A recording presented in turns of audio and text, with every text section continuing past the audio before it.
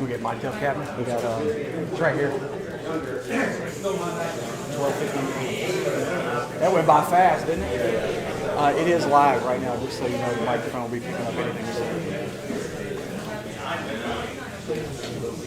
Yeah. Sorry. No, go ahead. Go ahead.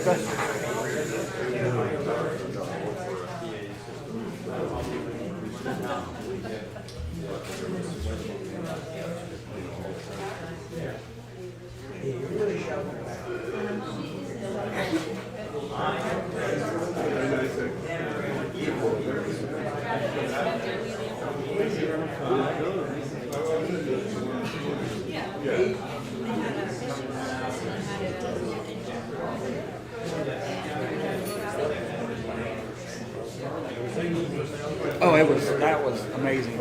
It took me a minute. I had the sensitivity. The microphone, I was turning it the wrong way because it's meant to be the other way, and I kept going. I was like, why is it going down? And I kept messing with it. I finally got it tuned in.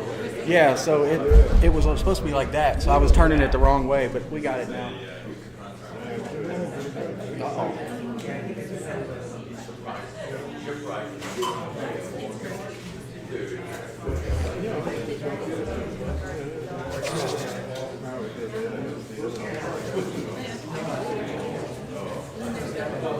Everybody, welcome aboard. It is 1 o'clock, and I'm a retired naval officer, so we start on time. All right, so I see a number of the same faces, so I'll be more brief on my intro bio for anybody who might be new here. My name is Tate Westbrook, and I'm a retired naval officer, former ship captain, commodore of our ships in Europe and Africa, probably 28 years total, 100,000 plus sea miles under my keel throughout my career. My wife and I have owned lots of powerboats and sailboats, but as I mentioned this morning, I have a degree in rhetoric and an MBA, so you do not have to be an engineer or scientist or mathematician to be a good navigator. I want you to be the same level of navigation by the end of the next couple hours, hopefully, that will let you expand your horizons and head out comfortably into your cruising grounds, expand it beyond just line of sight sort of thing. I just saw a comment the other day on when we get to the risks of crowdsourcing tracks and paths and stuff like that. But on a Facebook comment on a popular Facebook group just the other day was a guy who's down in Florida, down in the Keys, and he asked someone to, hey, can you send me your track for going through the big long T bridge at Channel 5 that's down there. Please send me your track to get through because I want to head into Key West. And of course, bitter and angry and not always helpful Facebook crowd just rolled in. It was like, why don't you just navigate? Why don't you just own your own course? Not everybody can do that, and so we want to get to that today. I know it's in just 2 hours. We could probably teach multi-day navigation course, but the results of the separation from this morning, which is pure seamanship, and today navigation, was a result of y'all surveys from the previous few years of classes we've taught, and so please participate in that survey when you get that. So again, thank you to Brad and Molly and Steve and the Herrington Harbour team for setting this together and for inviting me today. But the bottom line is here, despite my Navy biography, I'm still learning too, and that's why we're all here. So please ask questions during the presentation. As you can see by the categories, if you've got a question that's probably covered later down, hold that until we get to that section. But otherwise, please ask away, and I'll do my best to answer them in stride. So for today's discussion, I want to start off with a couple of avoidable mishaps in navigation that happened recently. I was also told in the last lecture I put a photo in there that was actually in the current and about Chesapeake activities that I didn't realize. I just Googled small boat collision and found this one that apparently happened here, and a lot of people know the guy who was fault. Anyway, so I don't have those in this one, but this is I put this together because the actual diagrams is still under investigation. And in fact, the court case for the operator of this boat sadly is going on this month right now. So just pulling off the reports that were available online, I recreated it the best I could and dropped all the data on the chart. So what you see here, just basically A lot of factors certainly contributed to this collision, as you can see in the summary at the upper right. I'm only going to focus on the navigational aspects. We can teach a whole other class on the other parts of that. But just to orient you here, this is the approaches to Old Saybrook and Old Connecticut. On my website, trolleyguiding.com, I describe the process by which I helped some of our fellow Herrington Harbour dockmates who bought a Thomas 56. They wandered up there and we got underway from this exact spot. So I know this water well, but I went ahead and looked at the chart to figure out. Just to orient you, this is a zoomed-in version of the same spot. This is on the northern side of Long Island Sound. These long gray lines are big, gigantic rock jetties. And then way off the slide here down to the bottom right is Block Island, which is where this was the Leslie weekend. This vessel was coming back at night from Block Island, and they sadly smashed into the rocks, killed 3 people, and severely injured several others. And we'll get into lighting and chart reading and stuff throughout this section, but just as with all approach buoys, they had several indications clearly, starting with this little red one. They all flash at distinctly different rates so that they differentiate one from each other. There's certainly color, signal grouping, the period of light, and general magnitude are the most important. So those are clearly apparent on an electronic navigational chart. Smaller lights, called minor lights, do not have the giant ring around them.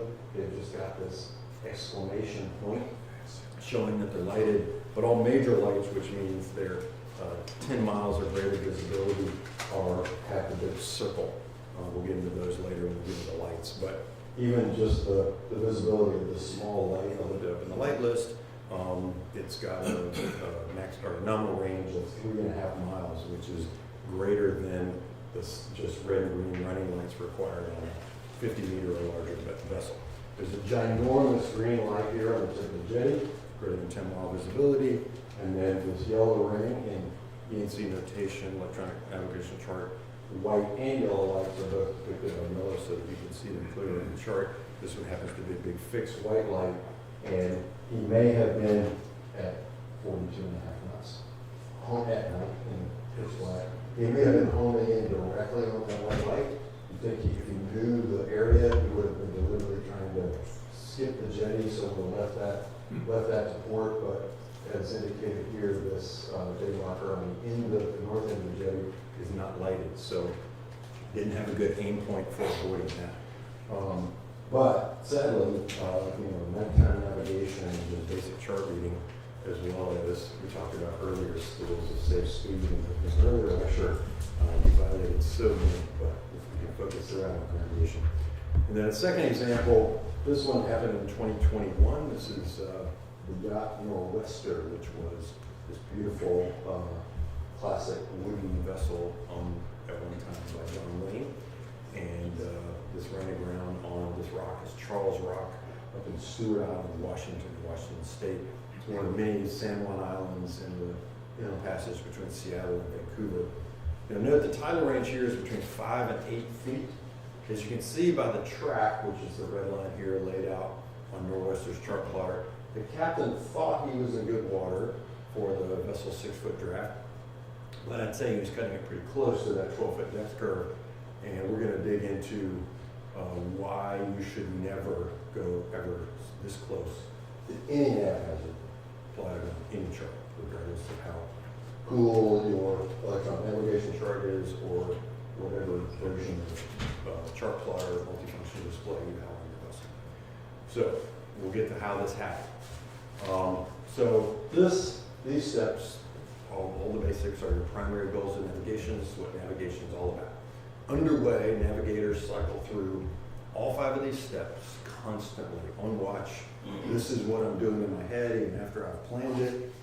Throughout the course of the day, I'm going to show throughout a variety of charts. I'm going to talk briefly about some paper charts. I'm going to show electronic navigation charts, some images from Marina, the dominant ones, as well as images from the 2 most popular apps, Garmin, on the Garmin and Aquanaps are by far the two leading ones with Navionics, the number one. I will deliberately bounce back and forth to make sure it will seem familiar and will, at least in most cases, get to an example that each of you have on board your vessel or the apps that you primarily use.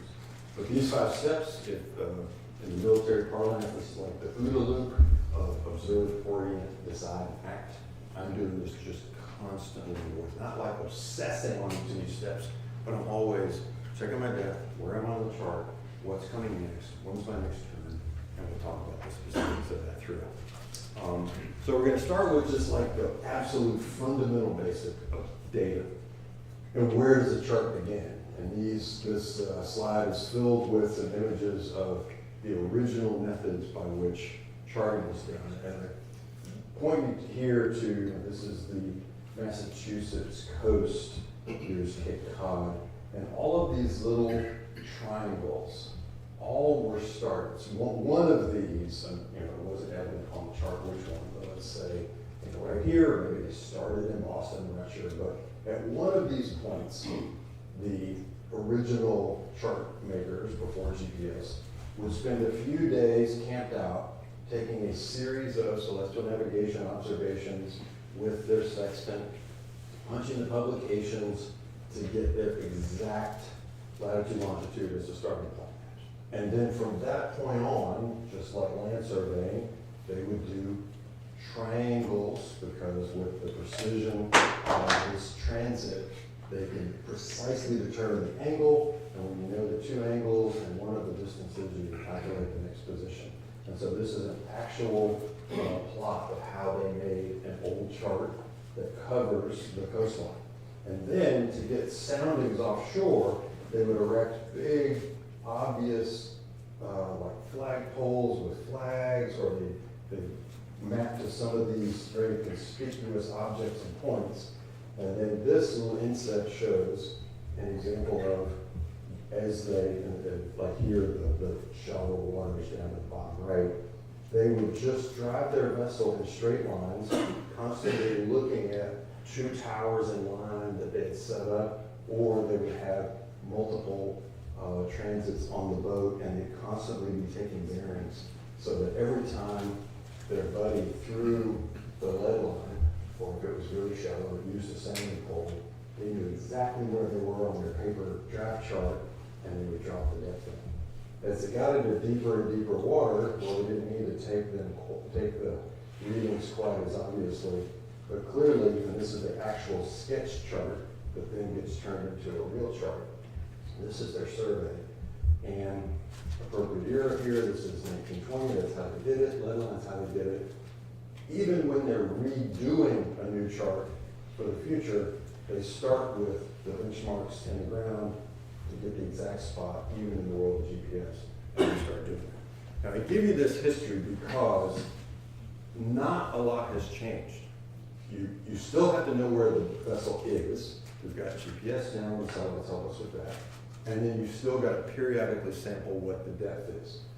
In this era, 1918 through 1990, they had single beam echo sounders, and then instead of doing the same little rows and rows with their lead line, they would do it with an echo sounder, this Dorsey pedometer. When I was a kid starting boating, this thing is constantly zooming, and it gives you a little xenon strobe spark, bing, bing, bing, bing, bing, when the beam is coming back. All they knew was the depth. But as you can see, when they're doing this method, if they can't cover every inch of the bottom, they might miss this shallower spot, they might miss this wreck. So in some areas where key navigation was really important, they would do this wire drag method. And you still see on the chart sometimes, you'll see depths with a little bracket underneath them. It looks like a little flat line with walls. That just means they weren't sure what the depth is in that area, but they wire dragged it to 25 feet. And so as long as they didn't hit an obstruction, then they knew what the average depth was. Later on, multi-beam sonar began to be used, and you can see a disadvantage if the boat rocked a little bit in a heavy seaway one day when they're surveying, you might get an inaccurate depth. Multi-beam improved that an awful lot, so it covers a wider swath. so you don't miss anything. And then the most modern methods are available too. The methods keep improving, but side scanning sonar, there's a multi-path image here of a wreck on the bottom, or remotely operated vehicles that do the surveys. Those are relatively recent on the scene, and certainly normal budget limitations within a government organization. They have not, by any means, redone every chart in the world. No matter how fancy and modern our electronic displays are, there are in many cases much older reference data that they're actually displaying, in many cases using some of these really old methods that we see in the past. I'm saying all of this initially kind of to scare the pants off of people. If you're like, wait a minute, how old is the chart that's being displayed? Well, we can find that out. So there are lots of risks here, and I can dive into every single one of these. We talked in many ways about, as good as those people were, like Lewis and Clark, when they went all across the country, they did all kinds of surveys and basically did their best to map the whole way. Remarkably accurate using those methods, but the further away you get from every triangle, the human error factor or the limitation of the instrument, their ability to visually sight the flag on the beach, the position reliability of where they wrote down 23 feet on the piece of paper begins to grow, the error chain is beginning to grow. And then, the chart itself, then some human had to convert all of those little handwritten notes into a master chart database, and where the numbers were common, they would draw contour lines, etc. Then when GPS came along, that datum and those original spots were then converted to a rounding satellite model called World Geodetic Survey 84. The entire world is not perfectly round. There's highs and low spots. So that added some extra error. And then almost all of the paper or electronic charts up until about 10 years ago were all raster charts, which is basically a picture taken of one of these paper charts, then digitally converted. And you're navigating on a raster chart if you zoom in on your chart plotter way too far and the images start to get blurry and grainy. On modern electronic navigation charts, E and Cs, you don't do that. You zoom as far as you want to go. Be careful, don't zoom too far, we'll get into that. And everything stays crystal clear because it's a 100% digital representation. And though, but the bottom line is even many new E&Cs, if they haven't done a new survey, then it's just an immaculate digital representation of an old chart done by a lead line, potentially. And so, old cartography and old surveys are still subject to all the inaccuracies that you listed here. And then the one I have listed in red here, disable water level correction. You may have this if you've got Garmin or Marina and the other major brands for your actual chart plotter. It's in the menu somewhere. If your unit is also connected via Wi-Fi or via satellite and it's getting real-time data displayed, like if you use a tablet and you use Navionics or Aquamaps or Savvy Navi, any of those others, I recommend Aquamaps and Navionics. They're the leaders for many, many reasons. They're just awesome. But to each his personal preference, mainly because it's displayed. But on all of those, especially Aquamaps and Garmin's,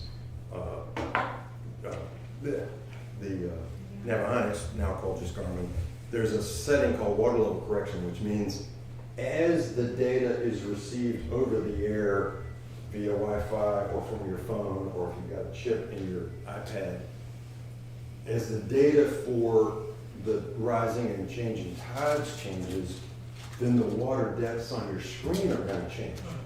And we don't want that. You want to have all of these soundings we'll get into, they show you the worst case it could be. And so is it possible that the guy who ran John Wayne's boat, did he have water level correction on when he was planning? We'll get to that. But the bottom line from a precision standpoint is that your GPS's receiver's ability to know where it is only accurate to plus or minus 16 feet, and that's 95% of the time. And 16 feet left or right. That's 32 potential feet of error. It's not in dispute, but it's not perfect. It is not sub-meter accuracy or something like that. So beware that we can trust GPS, but can we trust the chart? Now we talked about how old, we talked about old survey methods, etc. And I'll orient you to the chart. This is a screenshot of the Chesapeake Bay chart, and this little chart, this little chart survey source is zoomed up really big, so I'll orient you to the chart. You know, here's the Chesapeake Bay Bridge. This is Annapolis, West River, South River. Here's Herring Bay, and here's Herrington. And you can see in these icons, there's a section. This is for the source data. So the center channel, really deep stuff going to Baltimore and to the Chesapeake Delaware Canal, ships going down to Norfolk, are running on depths that were taken between 1990 and 2016. The Eastern Bay, and right along where we are here in Herring Bay, is Bravo 4 from 1900 to 1939. Over in the Eastern Bay, 1900 to 39, you've got really fresh ones, 1940 to 1969, going into Canada. If that doesn't scare you, it should. Now, and so your electronic nav chart, that's the latest one. So I wanted to check. It's like, okay, well, maybe they're surveying sometime soon.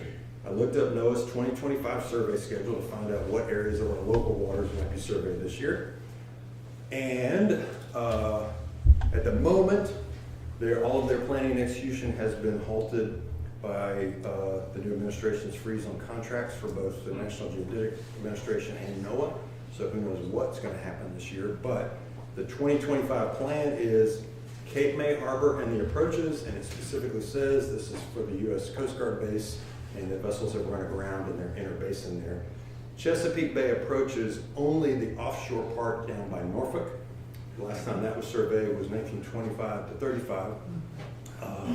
Pocomoke Sound, which is east of Tangier Island down in the lower bay, and the Tangier Sound, a total of 300 square miles, is scheduled to be surveyed. Not dredged, but just surveyed.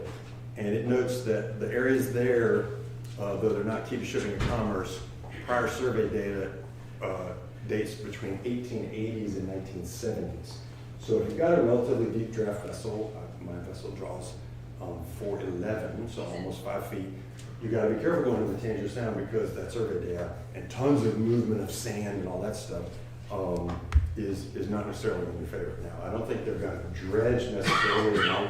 They might dredge to get people in and out of Tangier Island, but I think more so they're probably there because they're curious about sea level rise and how fast those islands are sinking. Patapsco River, including Baltimore Harbour, and then Mobjack Bay, which is down by the York River. And that's it. There's a couple of other offshore in North Carolina and Georgia, but basically none of the areas that we vote on are going to be surveyed in the general Chesapeake area except for that Tangier Island area. And then finally, this ZOC, which is a zone of confidence, is listed. We'll get into that on the next slide. On your electronic nav chart, you can actually turn on this layer if you want, and this symbology of little little triangles and ovals with a certain number of stars. More stars is the better. And so you can see this is an area up in Maine, near Camden, Maine. This is North Haven Island. This is Vinyl Haven, if you know that Maine area. And just up and off the chart to the left is Camden. And so I note that the approaches to Camden, this deeper water, are here in the 6-star, the zone of confidence A1. And the positions of all of these charted depths are accurate to within 5 meters. That's pretty good. And depth accuracy to within half a meter, probably because Camden is where the Maritime Academy is, and they take their training ships in and out of here. But when you get over here, where I have voted when we lived in Maine, you're in the little 2 stars. Man, that's accuracy of more than 500 meters, and the depth reliability is plus or minus basically within 2 meters. I bounced around here in my sailboat, we lived there, and that is a very unforgiving bottom. Granite shelves, clearly done by lead line. And then, survey data is between 1870 and the end date, survey end on that pick is 1909. So you never know where you might be driving on, and it displays it in such a beautiful, intuitive manner, and almost none of it is necessarily reliable if the bottom has changed. The only plus is they were really good at surveying back then, and granite ledges don't really move. In an area with sand and shoals and lots of currents, the bottom does move a lot. So first you gotta know, well, just how much water does your boat draw? And frankly, certainly if you've got a production boat, every, Beneteau 45 is the same. But if your boat is not a production boat and you haven't actually measured it when you're on the harbor, drop a plumb bob over the side right next to your deepest spot and measure from the water line down. As some boats age or we put too much gear on our boats, our water lines might change. Previous owners may, in fact, because they've added ballast or something to correct some problem, they may repaint the water line. So you need to know what your no kidding draft is, but also your air draft to be able to clear bridges and things like that. Once you know that, then we're back to that fundamental navigation. Well, then I know how much water I need. Well, where am I? We're not going to dig into the visual methods, but that's kind of the standard of visual navigation. You shoot a bearing to 3 known objects that are on the chart. You plot where the lines cross on paper, and that's where you were at that moment. But then your boat keeps moving, and so every few minutes you got to keep doing that. You know where you were at that instant, but that's the beauty of GPS, is certainly constantly giving you real fixes, and then the beauty of a chart plotter is instead of having to do a trail of fixes all the way up the chart, connecting and predict where you're going, you actually know where you're going with course over ground and speed over ground. So I'm grateful to have transitioned throughout my Navy career from an era of visual navigation and early satellite navigation and eventually GPS. We're all greatly benefiting from GPS now, and we can trust it. But back to the first charts there, can we trust the chart? Now, lots of GPS satellites up. There's 27 satellites right now, plus 3 extra flying that are on standby in case any of those fail. And then as the GPS signals themselves have some of their own errors, there are error corrections that are periodically transmitted to your receiver called the Wide Area Augmentation System, or WAAS. That's thanks to the aviation industry. They have that, and we get to use it. If you've got a GPS unit that is a pre-2002-ish unit, it is not capable of receiving the WAAS corrections, and it probably is a differential GPS, DGPS unit. There were towers around the country, all along the coast and up in Canada, that would transmit the corrections to your differential GPS, which was a separate receiver inside of your unit, and it would adjust and fix those satellite errors. DGPS was discontinued in 2022.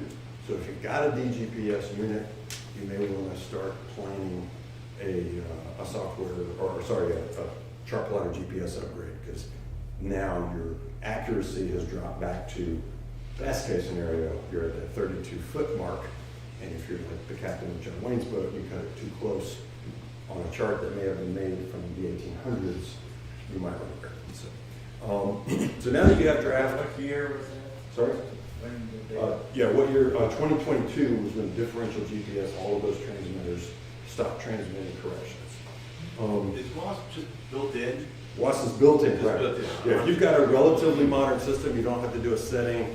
It is your GPS receiver is constantly getting those updates every few seconds to adjust for the errors that are happening within the satellite constellation. It's self-correct. So the next key to navigation is planning where you're going and looking ahead. Do I have good water? We did talk about the inherent weirdness in the chart potentially, but we must take the chart at face value and navigate accordingly. So the key to navigation, can my boat make it through the next area of water? without running aground. Nothing is more fundamental to a vessel, the water depth in front of or along your intended course. So now we're going to talk about the chart and what it's displaying. All the numbers on the chart images that you see here are not just water depths. They are water depths that have been measured by a survey crew. As we saw in the previous chart, this area right here in Herring Bay, the best it is 1930 was the last time that was surveyed. But they did measure it, and I trust their use of the sounding hole or the lead line. They had an accurate measurement almost, almost 100 years ago.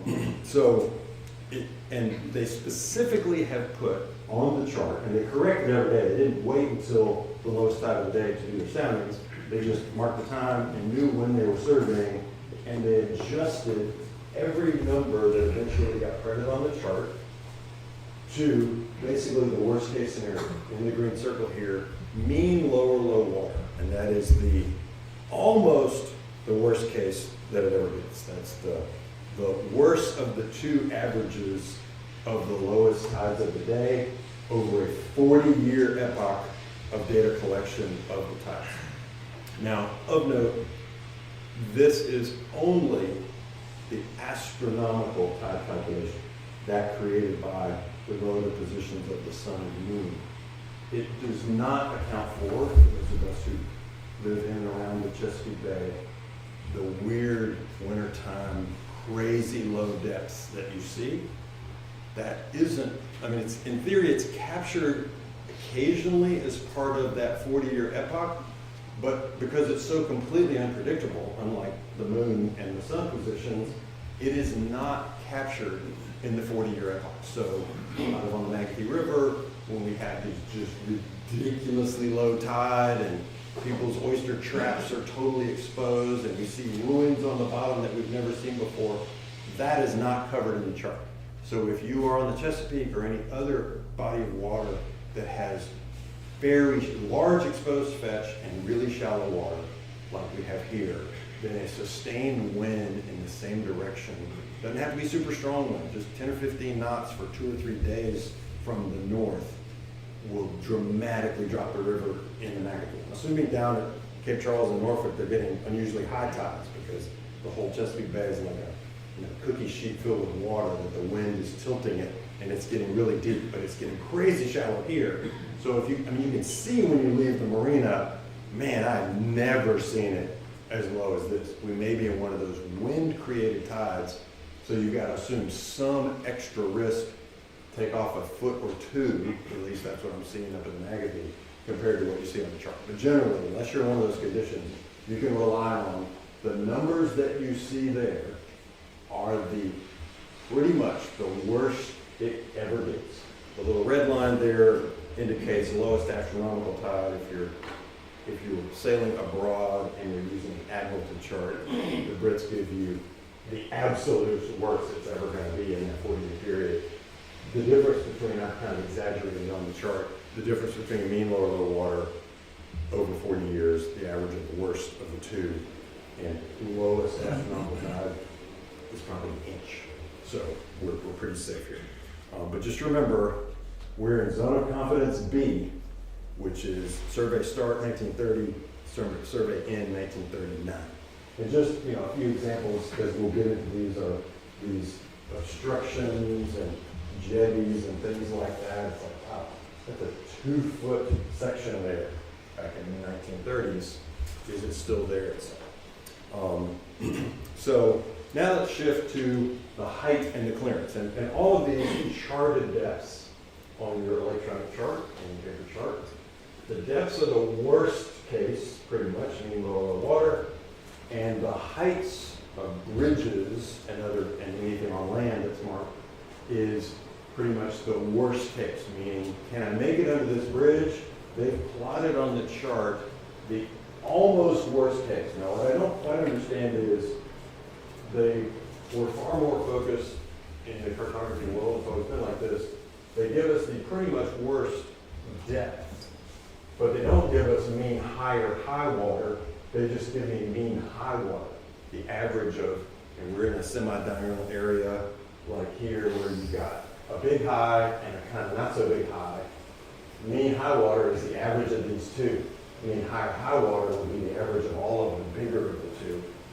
Sadly, they don't give you that. So when you're heading under a bridge and you know because you've measured your air draft, you need 20 feet, and it says 21 or 20. I don't know, it depends on what the tide is. Now, if you check the tide chart and in that moment you're at -1 or you're getting close to 0, then the tide's down here and you've got an extra couple of feet. But if you're at absolute high tide on your nearest tide chart and you can't quite make it, I'd wait until the tide is. So this page is from the original chart 1 for paper charts. I'm going to show it here for people with taller boats. But of note, something that has gone away is this difference between overhead power cable height. There used to be on paper chart for the sailboaters here, there would be 2 lines on the chart, power cable height, and then there'd be a magenta height calculated for safe clearance, because in warm weather, power lines under heavy load, they'll sag a little bit. And then the arc that can jump from a 50,000 volt cable across the air to your sailboat's mast is a pretty big gap. So if you're close, then the only reference that I could find that gives you an estimation was in the Canadian Hydrographic Service Annual Notice to Mariners in Volume A, which is on the general stuff. If you cannot confirm with local authorities, who you're going to call, then allow at least 23 feet clearance between the top of your mast and the charted cable height, and then you won't get an arc that will blow your boat. So be careful. There's a place, when I used to live in Charleston, there was this one boat yard way up the river, and when we were getting ready for the Vendée Globe around the world race, a big sailboat came into that yard, and it was so close to the power line that they had to arrange with the power company to shut off that high voltage line with no voltage in the heat. It retracted a few more feet, but they eliminated the arc risk, and they had to do that when they went to and from that boat yard to get ready.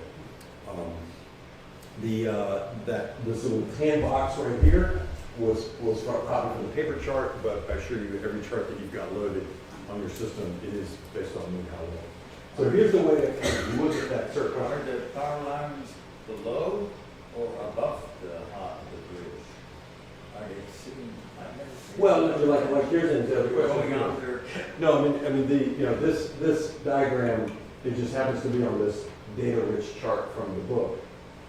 The power line symbol and the bridge symbol just happen to be printed on the page next to each other. But here in reality, here's the Kent Narrows, here's the highway, and then there's the cable, and it says height 85 feet. On a different view within Garmin Navionics, it's got a little 85 plotted along the line. And if you click on that line and do a query or cursor pick, as it's called in electronic nav parlance, it would tell you a little bit more about it. But 85 feet is the clearance of that wire at its lowest point in the situation of mean high water, which is almost worst case. Highest water, lowest point is going to be 85 feet. That's not bad. Nobody here has got a sailboat with a mast probably taller than 55 or 60 feet, so you're good. So here's a nice example of a paper chart, way zoomed in. So this is an RNC equivalent on your screen. You can see now that we're zoomed in this far, the image is starting to get a little grainy. And then these are electronic navigational charts, Aquamap's version, Garmin's version. You've got Garmin on your boat and your multifunction display table like this. Again, mean high water. It was nice that everything on the paper chart, it told us it's a bascule bridge, horizontal is 45 feet, horizontal clearance, vertical clearance only 18 feet. Oh, and there's a power cable clearance of 85 feet. And of course, this bascule bridge, it always gives you worst case scenario. It's 18 feet when it's closed. On Aquamaps, they help you with that. They have the word closed equals 18 feet. And then here, not so obvious, just the number 18. Now, if you cursor click, you'll find more information you have to get used to. And that's the key to ENCs. There's more data here. All they had on the paper chart or our raster navigation chart was what they could print on the paper. And so all these cool notes are, all around the margins. Now it's embedded in your chart, but you have to look for it by clicking on the icon. In Aquamaps, you literally have to click on the bridge symbol. In Garmin and Navionics, you can click anywhere on the bridge, and it'll then display more data. There's also the Coast Pilot, which has incredible detailed description of every part of waterways throughout the country. There's a number for every region. Our region, this covers Sandy Hook, New Jersey, New York City, all the way down to Cape Henry. You go further up the coast, it's a different Coast Pilot. I have a paper version on board the boat, but you can query it and get it online at NOAA's website. And so if you want to dig in and you're doing voyage planning and you're like, man, I still don't quite know what's going on, let me look up Coast Pilot, and online it's very easy. You just type in Kent or Kent Narrows, and boom, it takes you to a big paragraph and it tells you all about the bridge and the islands and the lights, etc. It's the Coast Pilot's awesome. But buried in the ENC are connections to the Coast Pilot data that you can query. And so here's what it looks like when you do a cursor pick or query. Again, I have this highlighted because you've got to click this goofy little orange bridge signal. I use both Aquamaps. I've got Marina on my boat. I've got both Navionics and Aquamaps loaded on my tablet and my phone. But I like the features and benefits of both. I've got a lot more experience with Navionics. This one's much more intuitive. But I like, this display. There's pros and cons either way. I think what you get used to. Yes, Garmin on the right, Aquamaps on the left. I use both. But when you do the cursor click, then you get all this other great information, which before electronic nav charts, you had to have a copy of the Coast Pilot next to you, and it's a big, thick book, and you've got to look at all this stuff, and it gives you some great information. Man, the cell phone number of the bridge tender, some good advice here, horizontal clearance, the cable, last span on the eastern shoal, which is over here. Is the shoal not passable? You can call the bridge on 13. That's true everywhere except Florida. And all this data. And then here's the other version. It reminds you this specifies. Here it said closed 18 feet. This tells you in the quick report, closed 18 feet, Lasky Bridge, tons of information. The key is, because it's no longer printed like it was on a paper chart, you may have to dig for it and get used to, in the case of Aquamaps, click where do you have to click to find it. But this is, again, Kent Narrows, just right over on Eastern Bay, where they've got the bridge there. So pros and cons to me are kind of readily apparent here, but these are now all discontinued. And I said in the previous year's lectures here, if you like having one of these framed and displayed in your house, you need to hurry up and buy them. They're not updated anymore.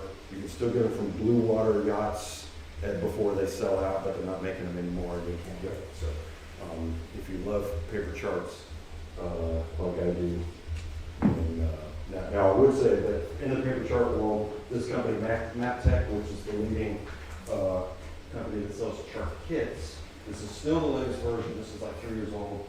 And I checked their website. They still only have the 15th edition. You have this version. It's got every chart all the way up and down the entire bay and Delaware Bay in a nice easy flip chart. When they update the next edition, all you're going to be able to buy is a snapshot of the latest chart that day.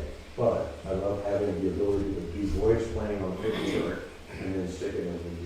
But the depths on these are still going back to the 30s. Oh yeah, well the depths on the screen. On these kind of depths. What I'm saying, no, that's the key. Good question on the depths on the paper chart are still going back to the 30s. The depths on the electronic charts are still going back to the 30s. No matter how pretty the electronic chart is, if they haven't surveyed it, then the data is still 1930s data. Here we are, we're in the Kent Narrows section that was by B3 or B4 between 1900 and 1930. They guaranteed you then that that's 18 feet. They must have had money in the 30s to do this for 40 years, 50 years. What is it? I gave that list of there's only a few that they've got scheduled in the area. So this is ancient data. And so do not come, if you were to draw, whatever, somebody, if you draw like me, if you draw almost 5 feet. I'm pointing to 4.9. I've got to go around because that's 4.9 in 1930, and the current rips through here every single time. Sir, question?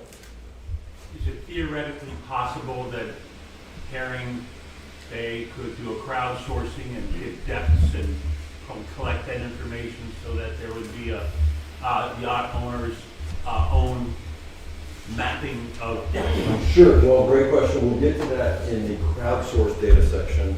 There's a feature in Garmin called Sonar Maps. There's a feature in Marina product, forget the nickname of it, that you can enable, and certain people who have basically qualified vessels. Your pedometer's got to be correct, it's got to be calibrated to the right position in the boat, etc. Those people, when they cruise around totally passively, they are transmitting their track and the depths collected to a massive database that Garmin, which is why I prefer Garmin, Navionics, Aquamaps has got their own database. Raymarine does the same kind of thing, where you can enable the crowdsourced depth layer, and it's self-correcting like a Wikipedia, where if one person goes by this spot and reads 16 day after day after day, and then somebody with a poorly calibrated fallow reads 22, the database will reject that odd one unless they keep getting submitted. So that is a very effective and much more accurate version, but you've got to acknowledge you're trusting the accuracy of the people's speedometers, that they've set it up correctly, but compared to a lead line in 1900, you're in good shape, and we'll get to that later. So back to the Nor'wester. Based on what we've learned so far, can anybody suggest what factors led to this tragic grounding, nobody was hurt, and loss of this boat? Anyone? Could be the tide. Okay, I don't think so. I mean, the key is I read the story, or read the thing, is what happened is the master of the vessel did his plot on a multifunction display that had water depth correction turned on. And so the day that he laid his track, sitting in the marina before he got underway that day, this is an area with about an 8-foot tide, that might have read on his screen 14 feet. So he's like, oh yeah, I'm good to go. This green, of course, green is the color in paper chart world where it uncovers and dries at low tide. So he thought he had a decent gap. The problem is here, we're zoomed way in. And we'll talk about over zooming later. Basically, the accuracy of the chart was never designed to be displayed at 1 to 200,000 like this. That's about the right amount for navigating. And the risk of over zooming, especially with electronic navigational charts, they don't get blurry. And so you can zoom in and you lean over and say to your partner, oh honey, we're fine. I've got 3 inches on the screen. You zoom in more, it's like, oh God, I've got 5 inches to spare on the screen. You're over zoomed beyond the level for which the survey was made. And if we go way back to the horizontal accuracy, position accuracy, plus or minus 50 meters in the 4-star area. And so the position or the place where this drying rock exists could be as much as 150 feet off. Probably not that much because that was a big obvious rock there, and it's, again, big stone ledges. But that was what happened. And then in general, even if he hadn't plotted it when it read 14 feet, he went too close to an object on a chart that is B2, which is about 100 years old at the time, and just ripped a huge hole in the bottom and destroyed it. All right, so now we will shift to how to set up your own boat to make sure that what you're seeing is what you're supposed to get. So it depends on personal preference, and this is back to our comments in the first lecture where we talked about crew resource management, cockpit resource management.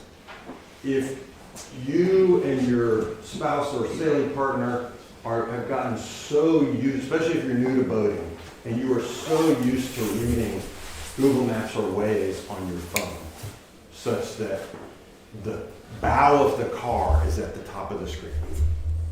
If that's the way you and your partner, and this is classic crew resource management. I grew up with every navigational thing is north at the top.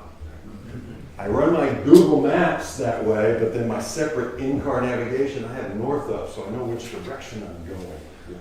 I do that anyway. That's my preference. It's completely intuitive to me. When I'm going south on the bay, I know that when I turn right, I'm going west. If it's not intuitive, then crew resource management, don't introduce confusion. I see some laughter here. There may be a north up and a course up preference, or head up and course up. Course up only applies when you're following a track. Head up is just the bows at the top of the screen. If that's intuitive to you, this is, I wish my wife Ashley is not here today with me, she usually is. We acknowledged about a year ago that I needed to abandon my obsession with north up. What? Yes. And so, so despite 28 years in the Navy and a lifetime of boating, it's all intuitive to me. That's why I also love the iPad. Because I'm over on the iPad, or I keep it both running, and there's the iPad, there's everything. If iPad's in north up, Ashley ignores it. We are now head up, and there are certainly some advantages. When head up is on the screen, what you see at the top of the screen, just like in your car, is when as a watchstander you look out the window, you should see the same thing. And if converting left is north and south, which way I'm turning or whatever, if that takes an extra few seconds, you may add to a collision risk or navigation grounding risk by insisting on north up. So I'm not telling you which way to go. I can do both, and I have switched to head up on the main multifunction display for plotting and planning. I still, of course, do north up, but that's where we're. Units, yes, you've got to make sure that unless you're from Europe and you're okay with meters. I want to play the Nate Bargatze thing where you've seen that Saturday Night Live thing where he's, George Washington. It's like, we will have our own unique method of measuring things. We'll do meters in, football, or soccer, but not football, and yards. Anyway, so yes, we're the only knuckleheads in the world who still use feet. But if meters are intuitive to you, then make sure that you're set up for meters. I'm a feet guy for depth, and so I have my set up. Safety, depths, and contours, we'll get to that specifically on just how critical that is. Course over ground and speed over ground vector, the links and all that, it needs to be intuitive. 12 minutes I like because of the 6-minute rule. 6 minutes is 1/10. If you're going 10 knots, then in 6 minutes you'll go 1/10 of a mile. If you go 20 knots, you'll go 2/10 of a mile. See, that sort of thing is intuitive to me. And then the last piece, a couple of red ones here. Autopilot auto turn is available for all of you who've got a networked system like Marina, Garmin, etc., where you're all connected by a little Ethernet thing. Is your radar and your chart plotter, AIS, and the GPS in your radio, and your autopilot. There is a function that you can turn on, auto turn it off, auto turn, so that if you've built a route and you're on autopilot, when you get to the waypoint, your boat will turn for you. Danger. Think about what that would do in your car if you're cruising along Google Maps and the voice says to you, in 500 feet, turn left, and then when you finally got there and it says turn left now, your wheel just turned. You might either turn early or late and hit the curb because GPS or the chart isn't quite as accurate as you hoped, or there's traffic and you've created a autopilot turn for a navigation track that creates a collision or violates the rules of the road. So if you've got that mode and you're starting to navigate with routes and autopilot, make sure you find that setting and turn it off. And then finally, I'm sorry to bring off the chart. Are your charts up to date? Major foot stomp here. When I bought the boat that we bought, it's a 2005 boat. We bought it in 2018. I pulled the chart chip out and it had 2005 sticker on it. And when I plugged it into the little card reader that I plug into the USB port to update it with the Navionics charts, it had never been updated. So the previous owner had been navigating 2005 charts the entire time, and they get updated constantly. So if you've got an older unit like mine that actually has a physical chip, or if you've got newer Garmin or Marines, etc., you've got to find in your menu how to connect your system to Wi-Fi so that every time you're at the marina, and then there's an auto update function that when you pull in to the pier and you're still on Wi-Fi, or when you get your boat going and you start your electronics early, it reaches out and grabs the latest and greatest electronic navigational charts available. Again, the survey data won't be any newer, but when the Coast Guard moves and repositions a buoy, or there's a new wreck that's on the bottom that's dangerous to navigation, that shows up on the new update, and they're constantly updating electronic charts at the same rate that they're doing the notice to mariners, which you can get online. So the other part, we talked about the people who contribute to that fathometer crowdsourcing, but on your own boat, there's a menu on your multifunction display, which is sonar offset.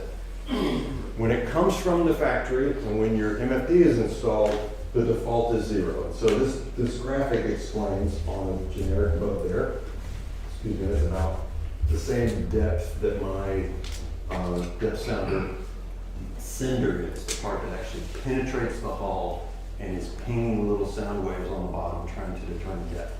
Mine is the same position, it's back after the engine room, but mine's about 2 feet underwater.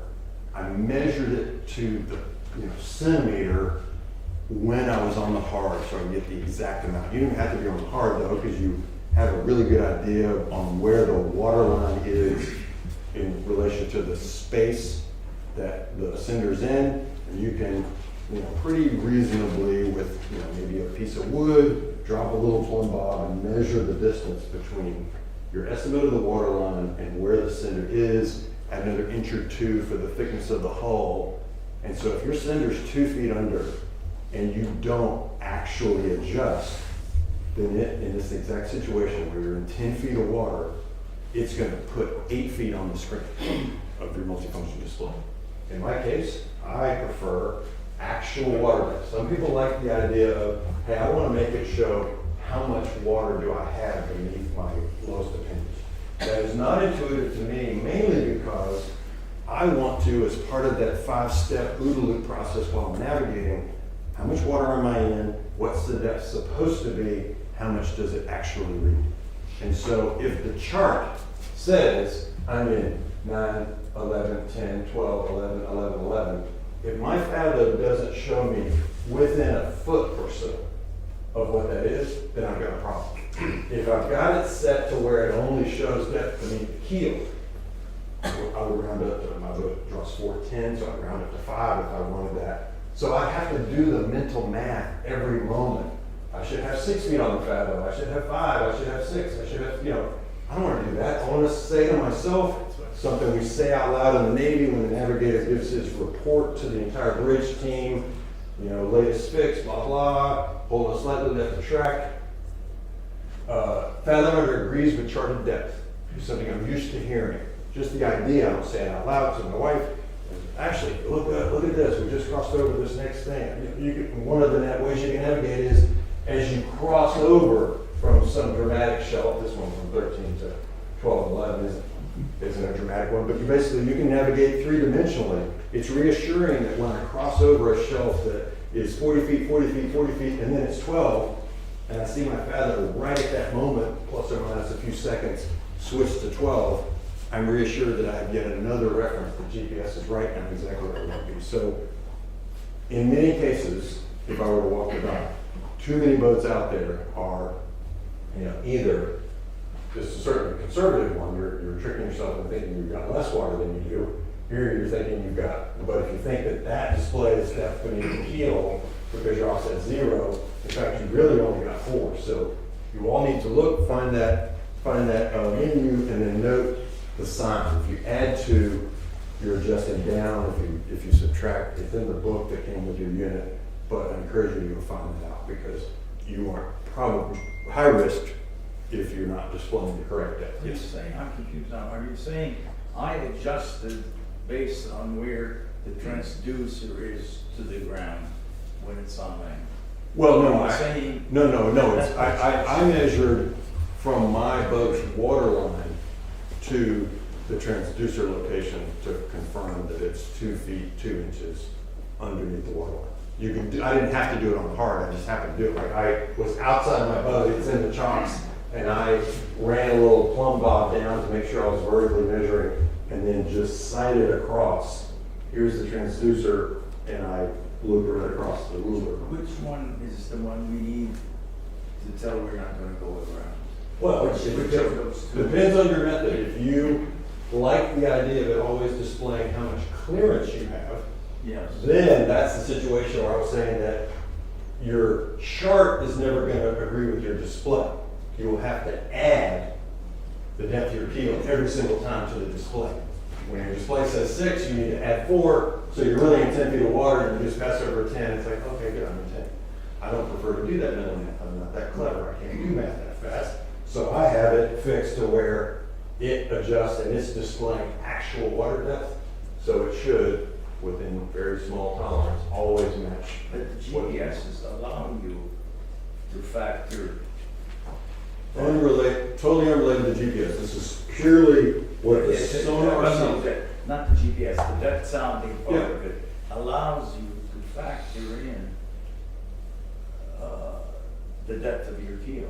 Correct, absolutely. Yeah, it's So you called- can do called- that. Yeah, it's And then called. what are you reading? You're reading Yeah, not you- the depth of the water, you're reading the depth of the water below your keel? Depends on which way you want to display it. All across the bottom here, do you want it to show, you never want it to show distance between the cinder and the floor, that's misleading. If you want it to display depth beneath the keel, you adjust the offset to account for your keel depth. My preference is in black bold there, I adjust it to account, to display on the screen actual water depth, because then that will match the chart almost every time. And when it doesn't match the chart, if it's dramatic, I slow down, because now somehow I don't know where.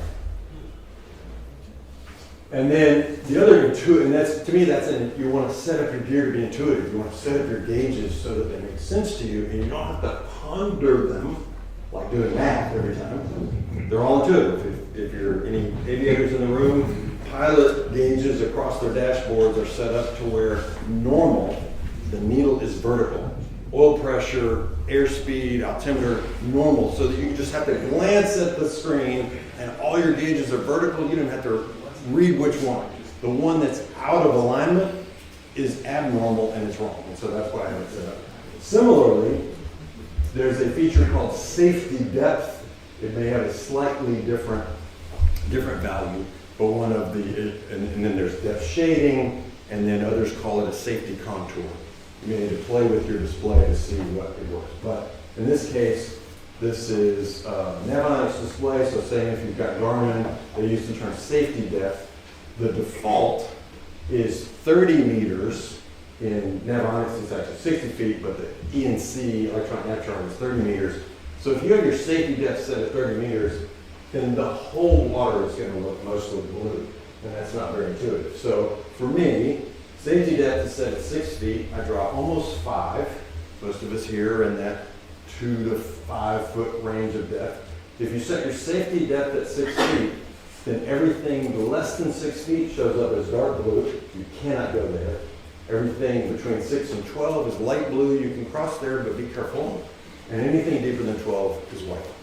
And that's, it looks just like a paper chart. Whoops. The deep water is white. That's intuitive for me. And at nighttime, the white turns to black. If you don't do that, then you've got to actually ponder and as you're going along your track, how much depth do I have? I have to ponder this. The only time I even pay attention is to depth is I'm getting closer to this dark blue area. I want to make sure I'm staying in or near the channel. And so here's an example with that same safety depth set at 6 feet for the approaches to Herring Bay, showing you that, yeah, I need to start really paying attention to the depth of my track once I'm inside the shoal. But on the approaches all over there are no obstructions of significance because they all show white. And then zooming in and out is also the key on the electronic nav chart, true of any of your chart plotters.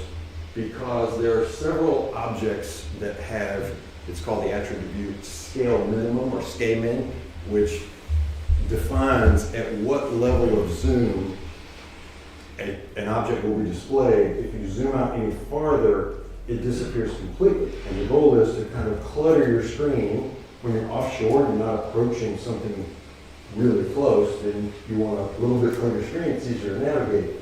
But if you don't periodically zoom in and zoom out, here at the tip of the jetty in this area, there's nothing displayed, no obstructions. You've got to zoom in a little bit and you see those two that are labeled obstruction, but it's not a paper chart, it doesn't give you the 3-foot indicator. You've got to click on it and interrogate the information, and it tells you 3 feet for the depth there. And so a new practice compared to raster charts, which were the old electronic versions, but it's still really just a paper chart. For ENC, you've got to periodically zoom in and out to make sure that you're not missing something. It's designed to be intuitive, to keep your display a little cleaner, but if you don't test it periodically, you may miss something. And so another part of the transition from paper charts to raster charts to 100% electronic nav charts is that mentioning the picking and querying, we really have to adopt a more interactive approach to chart reading. You used to literally be able to read the chart, including all the notes and warnings. Now you've got to query it. ENC lexicon calls that a cursor pick to reveal that stuff. It's either clicking on the object, depending on the brand of multifunction display. Sometimes you can hover your crosshair or an equivalent gesture, and some extra information will appear. Sometimes you've got to click it. You might have to right-click it in some software. Online, you've got to just do a single click. It takes a second.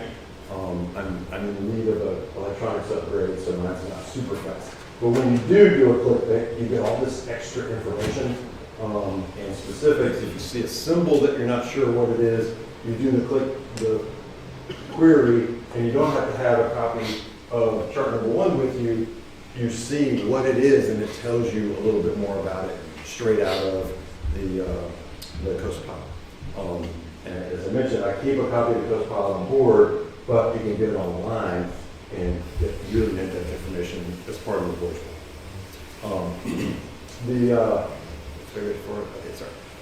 So, using a route, and I just did a little basic one here, using a route made of a sequence of waypoints is fundamental to navigation. And basically, if we're not sailing a route, we're not navigating, we're just out sailing, which is fun.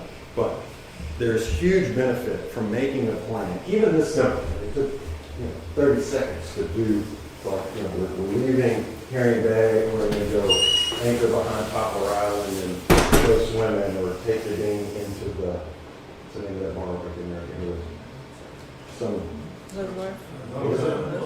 Lodesworth, thank you.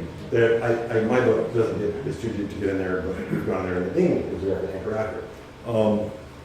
And so, there's no difference between a 150 leg route all the way to Norfolk. This is just a 4-waypoint plot, but the value is you've got a plan, and then you can see if things are making you deviate from that plan. Not so much actions, but currents and wind, etc. You can save the route, you can name the waypoints, the route legs here, you can change the color, the waypoint legs are showing blue here. You can select the color, and you can also change the symbols of your waypoints from X's or dots or whatever. Almost every system gives you that. And then once you are ready to follow this route, there's something in the menu that's either activate the route, load the route, start navigation, or something like that, and it takes off. As soon as you do that, then you're going to get some extra displays that are associated with the route. And so, here we've already, I built the route right here because that assumes I've already transited this skinny water leaving Herrington North, or come out of the jetties in Herrington South. And so here's my first one. And I've activated the route. Again, a huge advantage of electronic charting and multifunction displays over paper charts is your own vessel, in this case, a big yellow own ship icon. You can change the shape and style from many choices in the menu on your own vessel to something that's intuitive, but you want to, at a glance, be able to step to the screen, especially if somebody else has like scrolled it sideways or whatever. Hey, where am I? Where's on ship? Most systems have got an on ship button that brings on ship back in the middle. But back to kind of reading our gauges, as soon as you start a route, extra features turn on. These windows here, and you've got many to choose from. Sometimes you've got to set it up, but typically at a minimum, this is what you'll get when you're following a route. And you can put that either at the top or the side or the bottom of your display. You get lots of choices there too. But what we can see here too is the course over ground, which is in black. And you've got a choice of doing it in, depending on your system, either minutes or distance, but there will be a choice called infinite, and I prefer that one. And here's why, is that not only I can see where I'm headed, so if way down there's some shallow water, early in my track, I can come right a degree or two. And course over ground is not where my bow is pointing, that is where all the effects in play on the vessel, wind, current, and my own course and speed are combining such that I'm sliding across the earth at some orientation, but the mass of my boat is following the black line. That's course over ground. As opposed to where my bow is actually pointing, that's the red line. You can choose to turn on either heading, course over ground, or both. But if you're going to disable one for clarity, disable the heading vector, because course over ground is where you're going to run ground. Heading is merely where your bow is pointing. So I prefer to have them both because just like now, my indication right now is that there's some sort of current or wind setting me to the left. My bow's pointing on the red arrow, but my course over ground is I'm slightly starting to crack. You can see already deviations between heading 079, course over ground, 3 degrees off. And then also there's some current or winds affecting me because speed over ground, SOG, and speed, or actually not yet, no current, no wind current affecting my speed because speed over ground and speed to the water, STW is the same. And then cross-track error, XTE, I'm 1/100th of a mile to the left of track. That means in relation to the blue line. That's fine. I don't need to obsess on the track. And in fact, there have been a number of vessel collisions over the years in which some amateur boater was obsessing on their track and ignoring the boats around them. So don't do that either. But the bottom line here is course over ground is where it's actually going. And then a few minutes later, we're cruising along. We kept cruising. This is 10 minutes or so. I've got the trails turned on. I drew those by hand in PowerPoint, so it's a little more wobbly. I'm better at maintaining a course than that, and I use autopilot almost exclusively underway. So it drives a straight line for me very nicely. But your trail is helpful because you can see that, at some point we were doing pretty well, but then right about here, something began to move us to the left. And probably because I'm coming out into the deeper part of the bay and the current's beginning to affect me. And sure enough, course over ground, the black line shows me that I'm tracking way to the left of the waypoint now. Still no dangerous water out in front of me, so I don't need to adjust for those purposes, but I know I'm being affected by the current. So if I wanted to stay on track, then I can come right to adjust to get back on track. And then we can also see a change between speed over ground and speed through the water. So the water is flowing past my hull at 10.2 still, so the engine's cranking at that speed, and I'm doing that. However, speed over ground has dropped, so there's not just a current or wind affecting me, pushing me to the left. There's something that's slowing me down a little bit, and if I want it to be right on time, I might need to add some RPMs to catch up. And this is the key to that navigation OODA loop. Observe, orient, decide, act. I'm noticing this happening, and long before we get to waypoint 2, I'm going to come right a little bit. You do it like you're driving a car, so it's not like it's a new feature. So I'll come right a little bit more. You can see on my trail of behind me when I made that turn, I'm dramatically pointing to the bow to the right. So I'm kind of crabbing towards waypoint number 2. But now I can see the waypoint bears 078. Course over ground is 078, so now I'm tracking right to the waypoint. Question, yes, ma'am. So if you're a sailboat, does this thing show the wind direction or anything so that you, I mean, sailboats don't go in straight lines? Right, there are, I did this as a power specific one because, not because I don't love sailing, I'm a former sailboater as well. There are some really nice functions in sailing specific displays available in all multifunction displays where it knows where your waypoint is and it quickly learns you can either set your tack limits and it will give you the cone of courses to the waypoint, called in sailing terms the ley line, and it will give you the two V-shaped lines on the screen so you know you need to tack when you hit each ley line and you're increasingly taking smaller tacks to get you there. It is adjusting in real time to the current and the course over ground it's affecting. As the wind shifts and or current, those ley lines will rotate to get you right to waypoint 2. So it knows the wind directions and all that stuff? If you've got an anemometer on your mast that is networked into your system, Garmin, Marina, all the top end ones, that ley line display is very effective. There's also a racing one too, so you know which is the preferred tack to get to the mark better. All that's good. Sir? What's baffles me is that with our cars, you can say, I want to go to St. Michael's, and it will give you different routes and tolls and et cetera. They haven't. Oh, they have. We'll get to The that. system where I can put down St. Michael's, I draw 4 feet, Oh, no. take me, We and it'll map it for you. will get to auto routing algorithms that are available in all of these apps, and they suck. So beware. I'll get to them. Beware. They suck. And I'll show you why. And that doesn't mean that it gives us, is it as good as our speedometers? Oh yeah. This is GPS calculated speed over Than ground. what we can measure from our boats. Absolutely. Yeah, I mean, you're like that speed through the water versus speed over ground. That's the little propeller spinning on the bottom of your, right next to your cinder. That's very accurate. There's 10.5 knots of water going past your hull, but because of either current or wind sort of on your bow that day, your GPS speed over ground is 10.1. It is It's still spot on. more accurate. Oh, but I mean, they're both. Yeah, if you've got a good clean pinwheel, then you've got a good accurate one. But again, obsessing on your track is a risk. I have pulled way too many junior officers with their face in the radar, or way too many junior officers, their face on the chart. I'm like, shipping. That's a negative charge. Look out the window. That's the number one collision avoidance detector. And too many times, whether it's on the bay or on the ICW, I've had near collision experiences with other vessels, sometimes calling them on the radio because I'm inclined to help teach them. And I get a response, some variation of, well, I was following my track. But you need, like, you have no right to that blue line.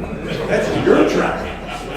And then if you're on the Intercoastal Waterway, we'll get to the magenta line. Holy cow, not only is the magenta line egregiously misplotted. Sorry, I just whacked my mic. So it's on the wrong side of buoys and stuff like that many times.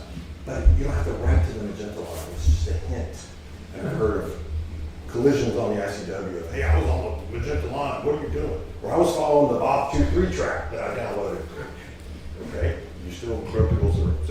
All right, so now we're going to get into the buoys themselves. And I realize some of this may be basic for you, but because they look different on electronic nav charts, I want to get into that. You just got to start back with the basics. So here's just a picture of some buoys, and I put this in here just to remind you, they are freaking ginormous.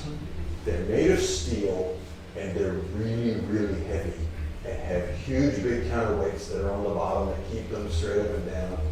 Not only do you not want to get too close to them because, as you can see, they move on their chains, and they might be out of position compared to where they're supposed to be on the chart if they're in a winter current.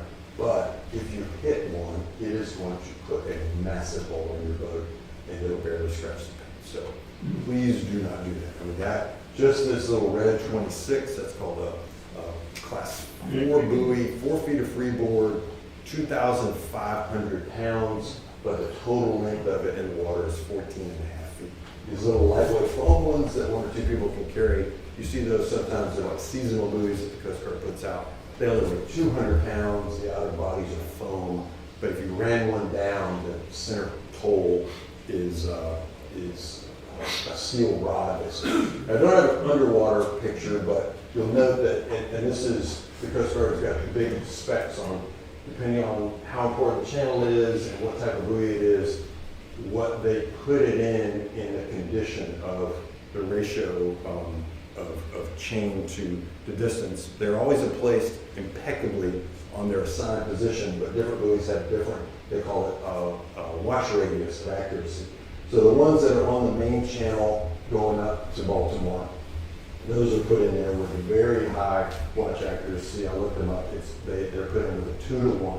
So if they're in, any one of these buoys, that one's in 91 feet of water, just down by Tillman Island, which means it's on 184 feet of chain with a big heavy sinker on it. And this one, please note, 20,000 pounds. That's way more than they probably need. That's because that one's being put in on a pretty tight watch radius, so it's got a really old bottom, or hold it to the bottom in any kind of storm, so it comes right back to position when the current or the wind stops.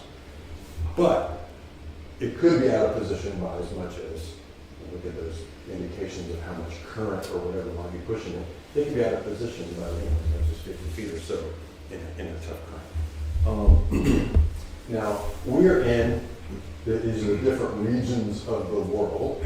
We are in the IALA region, that's the International Association of Marine Aids to Navigation and Lighthouse Authorities, is IALA. We're in Bravo, and that is the red right returning that you've often heard.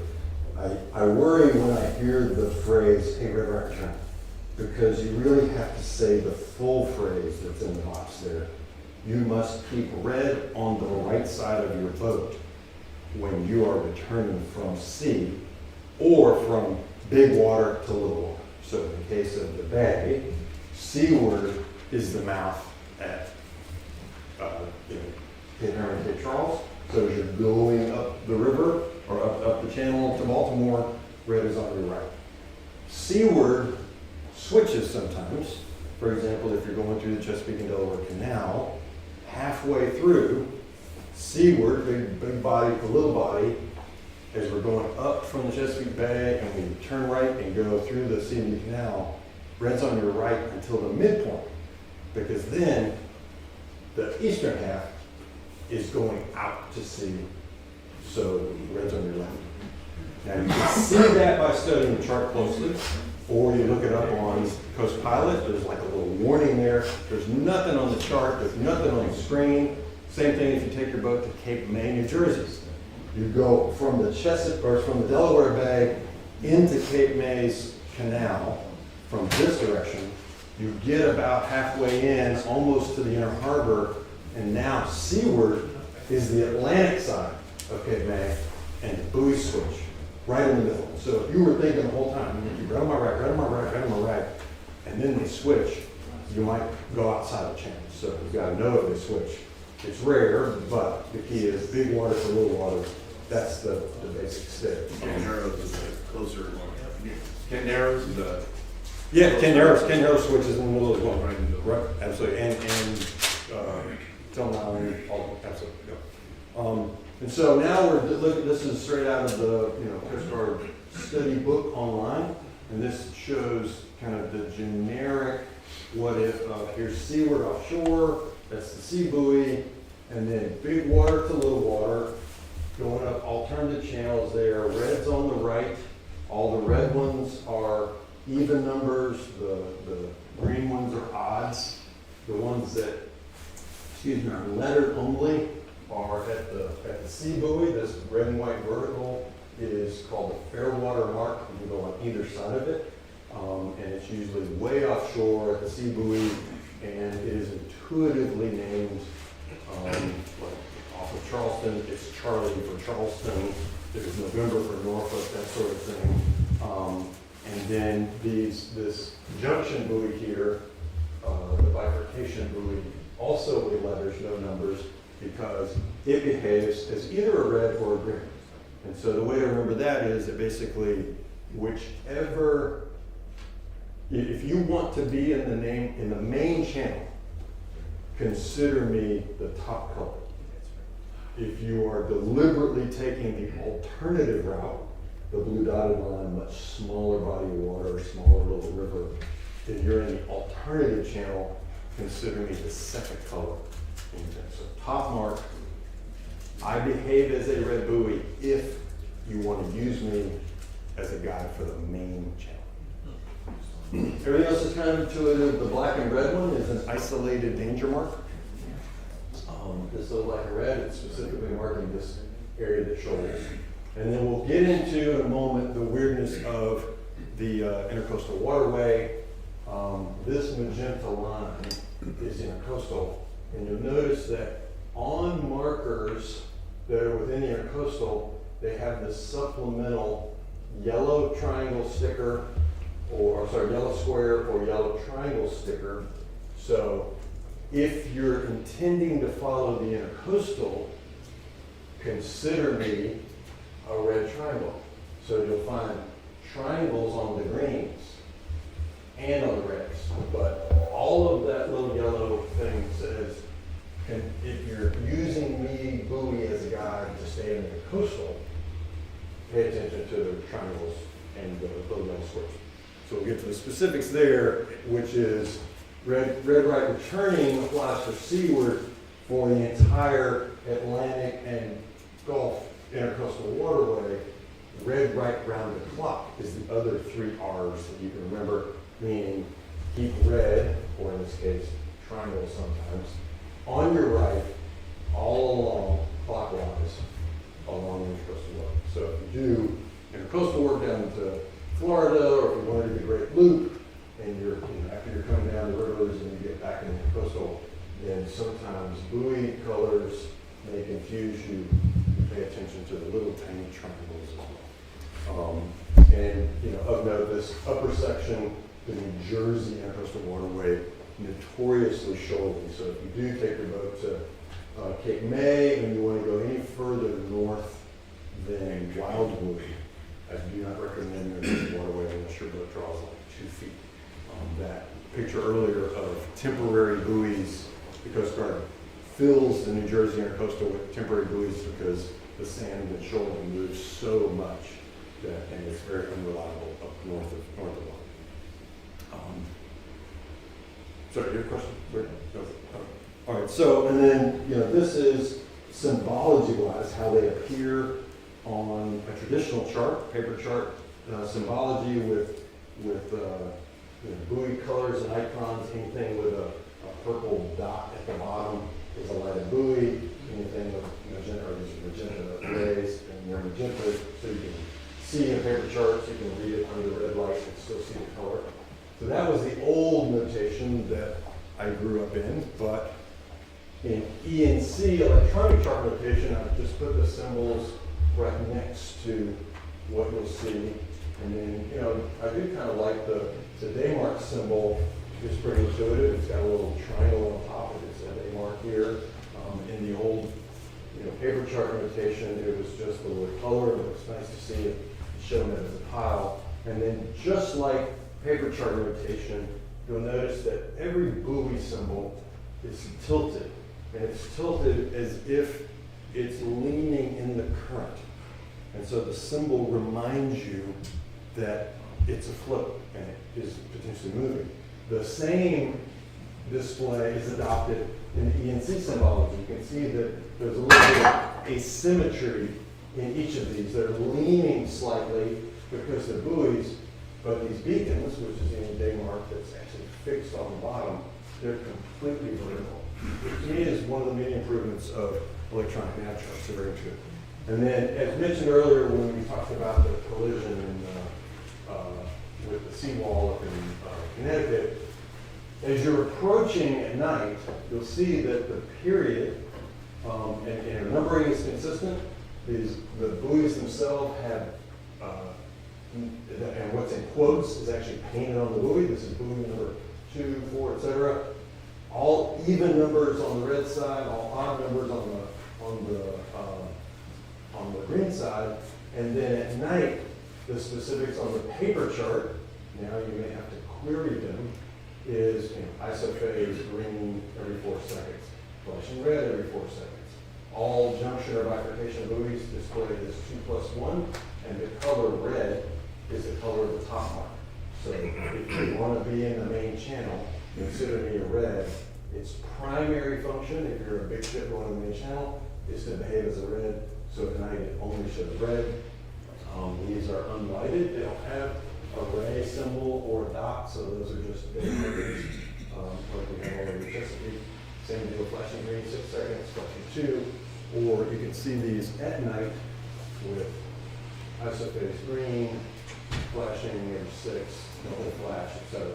And as you're going up, these are constantly changing so that if one buoy in the vicinity of another cannot possibly be confused for the wrong one. You see, you're coming up the channel and you see in the distance this just field of different blinking lights. This is where having a stopwatch on watch is very handy, and you click when the first flash happens and click with the next. That was 4.1 seconds. You probably clicked a little late. You check the chart. That's the 4-second one.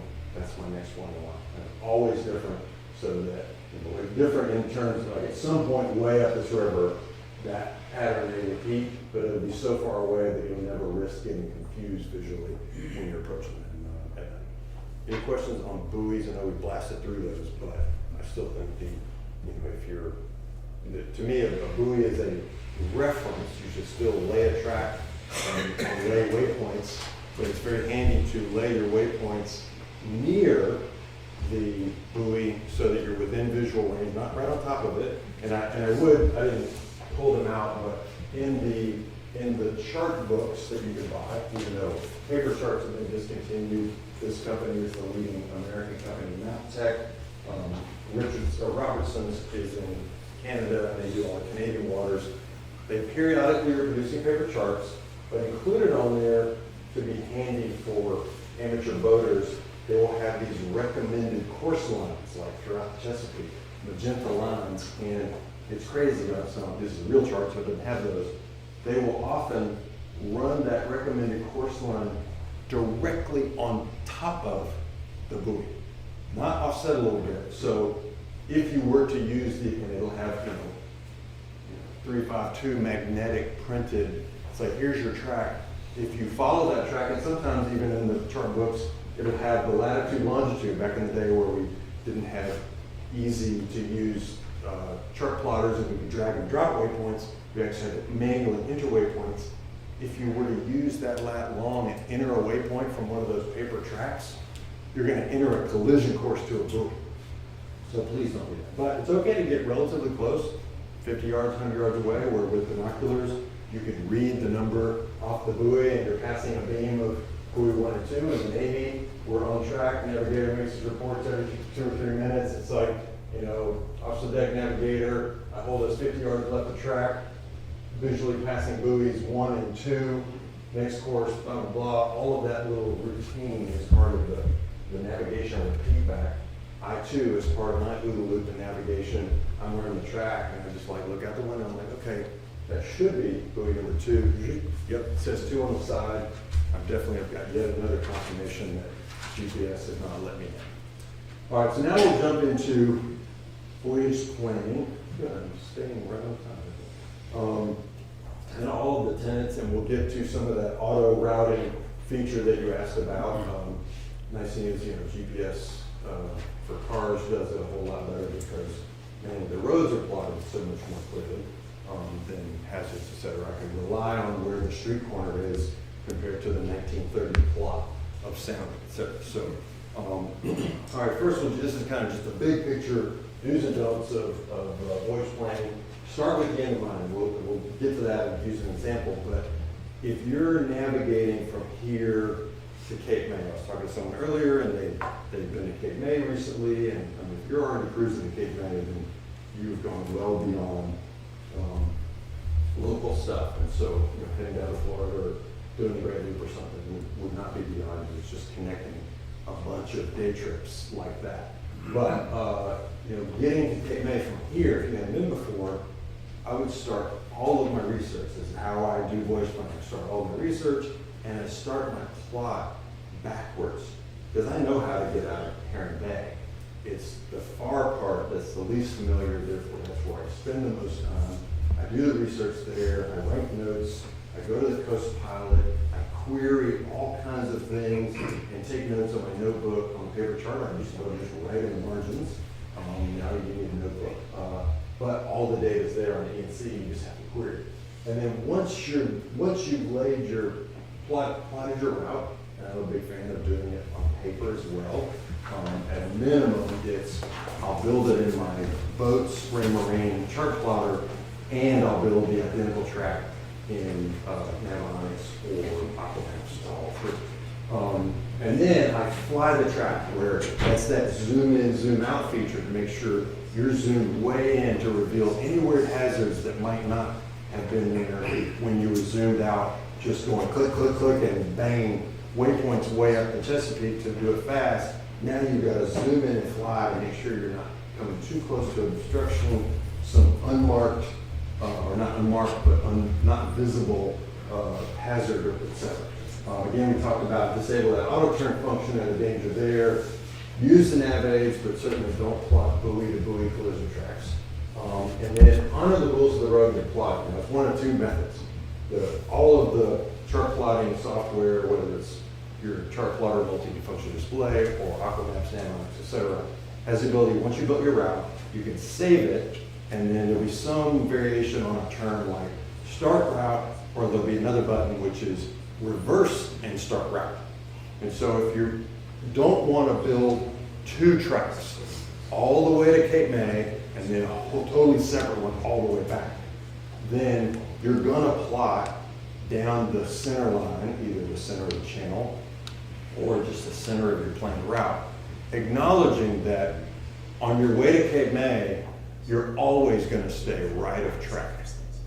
On your way back, you're going to be on the right, coming the other way when you're in narrow fairways or channels, because the book says you have to stay as far to the right as is practicable in any kind of narrow channel or fairway.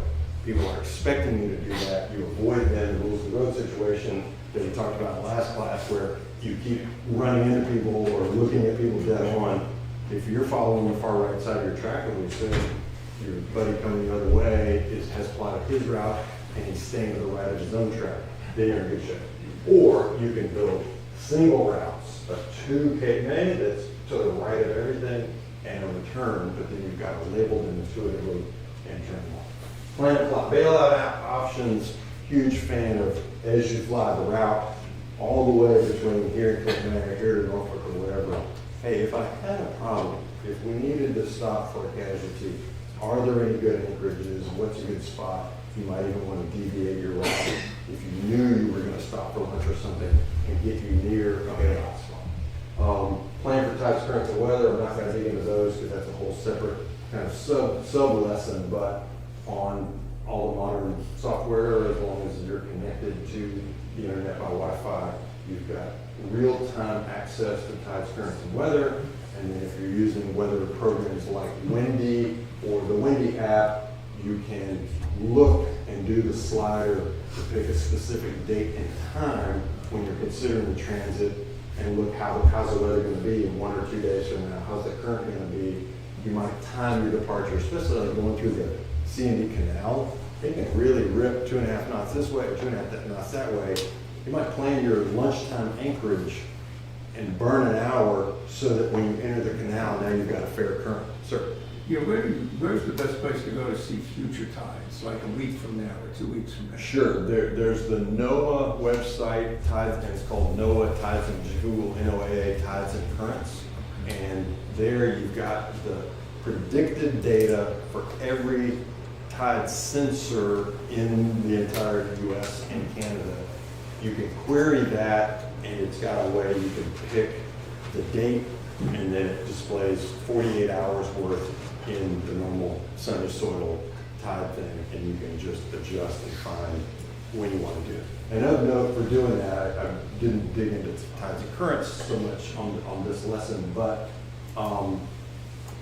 in a previous, maybe 2 years ago, somebody raised their hand and said, yeah, I was at so-and-so Marina, and I timed my departure for slack water, you know, either right at high tide or right at low.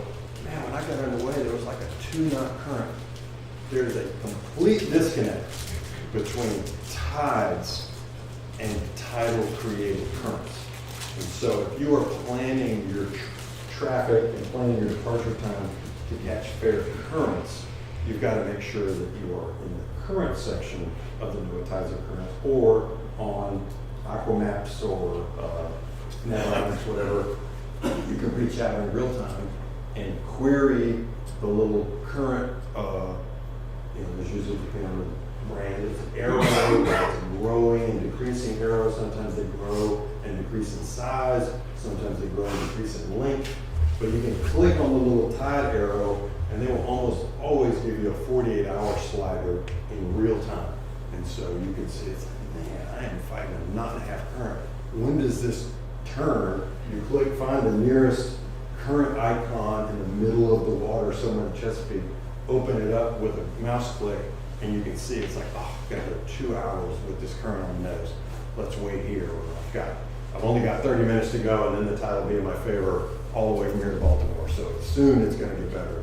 But if you're getting pounded, you may want to check and see if it's going to be better. But for that long range voyage planning prediction, the NOAA Current Tides and Currents website. And then, you know, we talked in the last lesson on crew resource management that includes a brief, huge plan of deviating, or a huge plan of briefing and explaining what we're doing. Yes, let's follow the plan. And it's okay to deviate when required. That's a key part of cockpit crew resource management as well. But then you've got to communicate the change to all concerned, whether that's the, hey, I've got a change in current, or I'm going to cut this next corner. I plotted it over here, but we have no traffic right now. I'm just going to skip that next waypoint, click the advanced waypoint button, and I'm going to turn early. Or, hey, partner on watch, my next waypoint is here. However, I've got 3 vessels coming here. They're on my starboard side. This is a crossing situation. I'm going to give way vessel. I'm going to go ahead and make this waypoint turn early by several thousand yards to avoid all of that rules of the road issue, and then I'll re-intersect the next leg. But you kind of say it out loud. Everybody knows, so that 10 or 15 minutes later, Ashley, my wife, doesn't just look up and say, dude, you were like 2 miles off track. What are you doing? I'm like, yeah, I turned earlier because of that towboat over there. Let's talk to each other, and so nobody's surprised.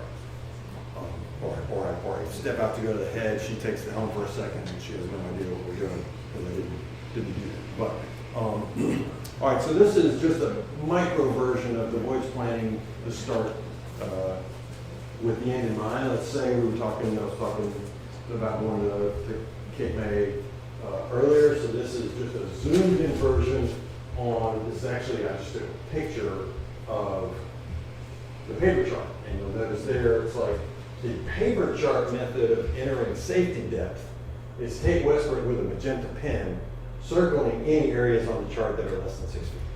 And so that's how you do it. You see it here on this chart that I have navigated on. It's the same thing that you were setting up when you're entering intuitive color displays by selecting the right safety depth and safety contour on your EC.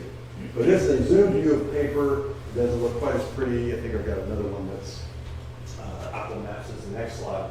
But if I've never been to Cape May before, then I see things on the chart, whether it's paper chart or ENC, and so I've called out some of these and all these. I'm not going to read all these to you, but I'm interested in the ferry. And there's a railroad bridge, and it says vertical clearance 4 feet. Holy cow, I'm way taller than that. How's that going to work?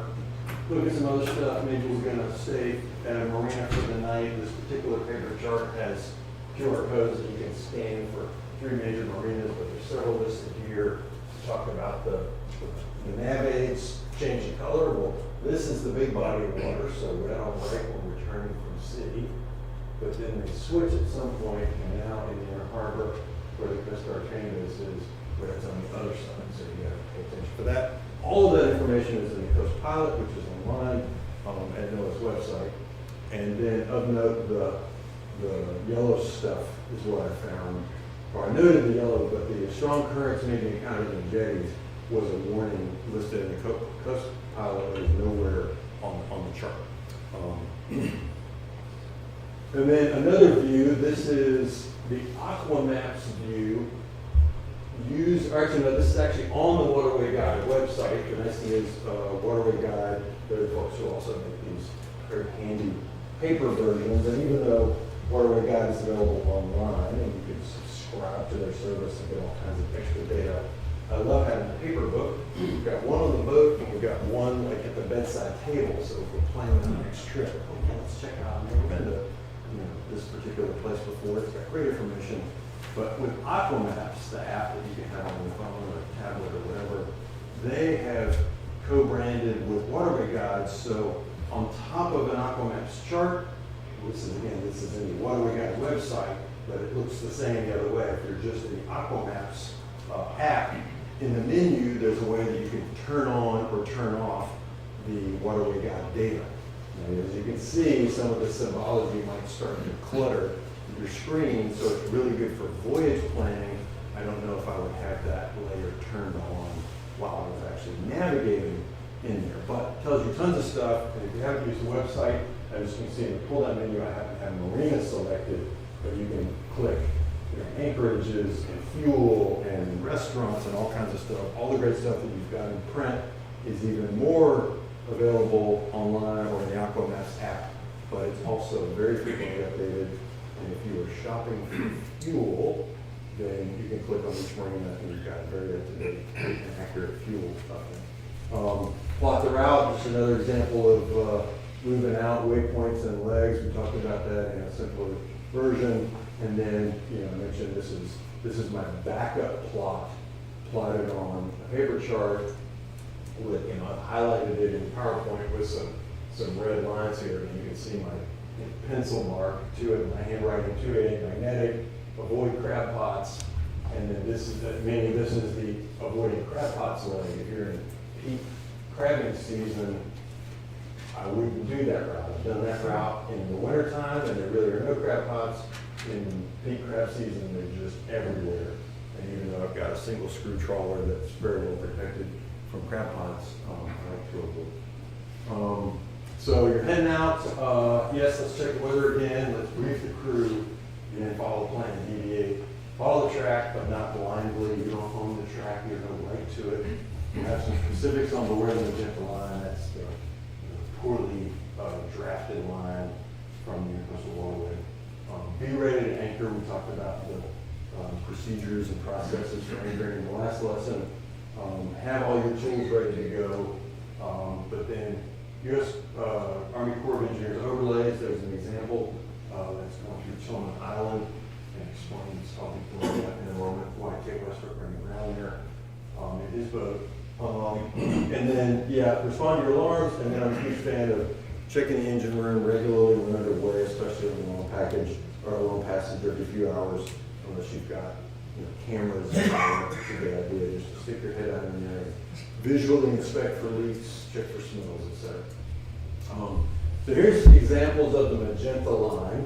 The reason it's called that is that on paper charts, this is in the Intercoastal Waterway, and this is a section up in the notorious New Jersey Intercoastal Waterway, notorious for rapid shoaling and groundings even when the channel says you've got decent water. And now after all these previous lessons, it's like the channel as marked was measured probably in 1900. And so, of course, the depths are not super reliable.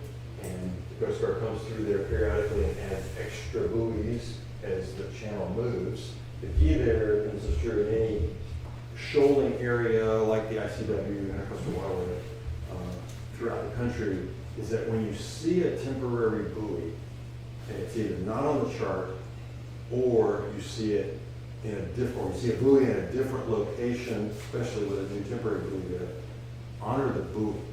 because the buoy has been moved more recently than your chart has been updated. Now, if it's a long-term move, then, and your chart plotter is connected to Wi-Fi, you've gotten a fresh update, it will be in its correct spot. But especially in the Jersey Intercoastal, you see those temporary styrofoam buoys that we saw on that first slide, that are regularly there and extra. Like in between, buoy 4 and 6, it'll be 4 Alpha, 4 Bravo, 4 Charlie, and there'll be stickers put on there for the new numbers, and it will show you where to deviate. But the magenta line is not a track through the Intercoastal Waterway.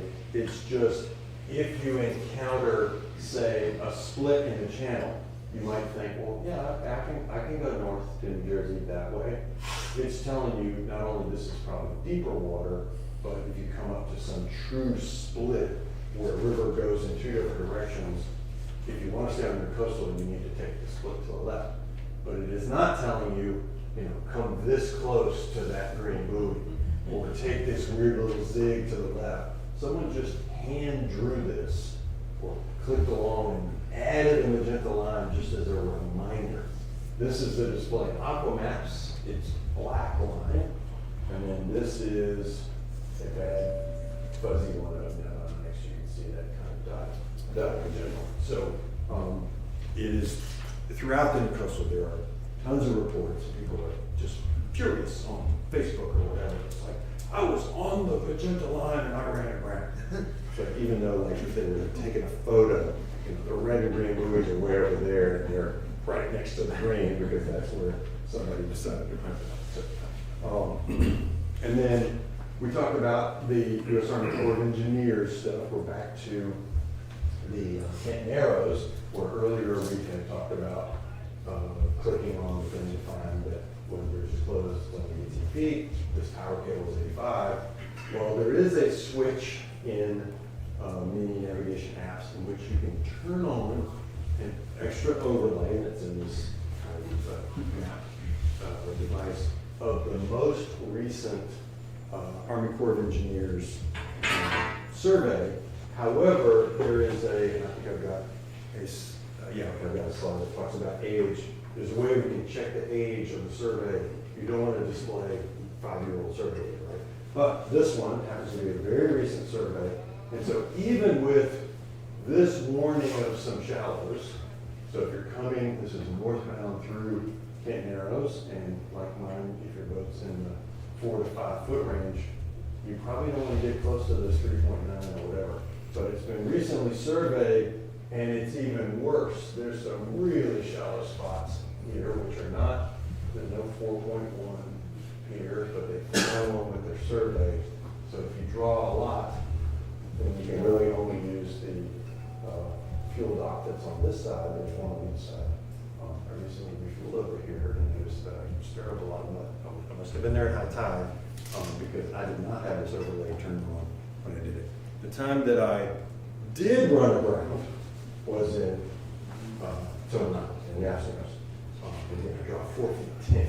But before we jump into Tate's grounding mistake, this is the feature in which if on Aqua Maps you turn on the Corps of Engineers overlay, first you have to turn the switch on to get any of these turned on.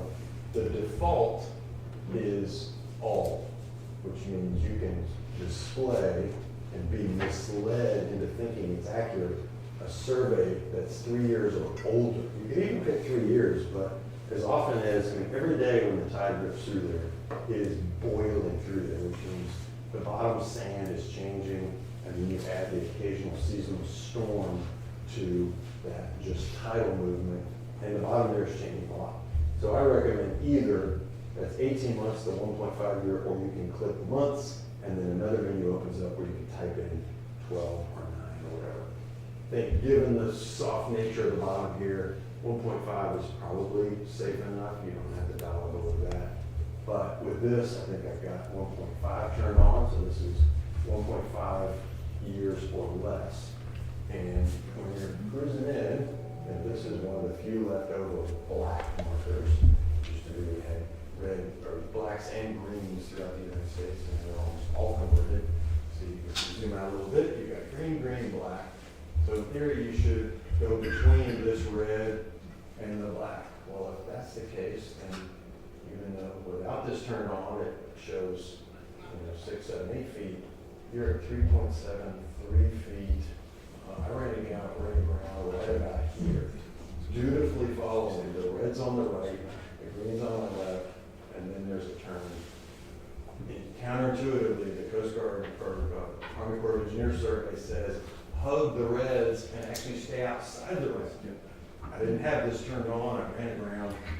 I learned this like 2 years after, and I just died myself. And even looking at that, it's like, Is that only available on the Aquamap, or is it available on Navionics? it is not. It's right out here. It's just Aquamaps only. So I don't go. I draw 4, 5, 10. I don't, despite the cute little restaurant there, I'll go by car. I can go through Kent Narrows. Oh, question, sir. Do you turn on the Coast Guard data too on the Aquamaps, or do you leave that out? Yeah, with the question is, do you turn on Coast Guard data? There's a switch on. I don't think I've got a screenshot here, but the Coast Guard's data. Yeah, I think I've got examples. That is the way that like here, we've got buoys here.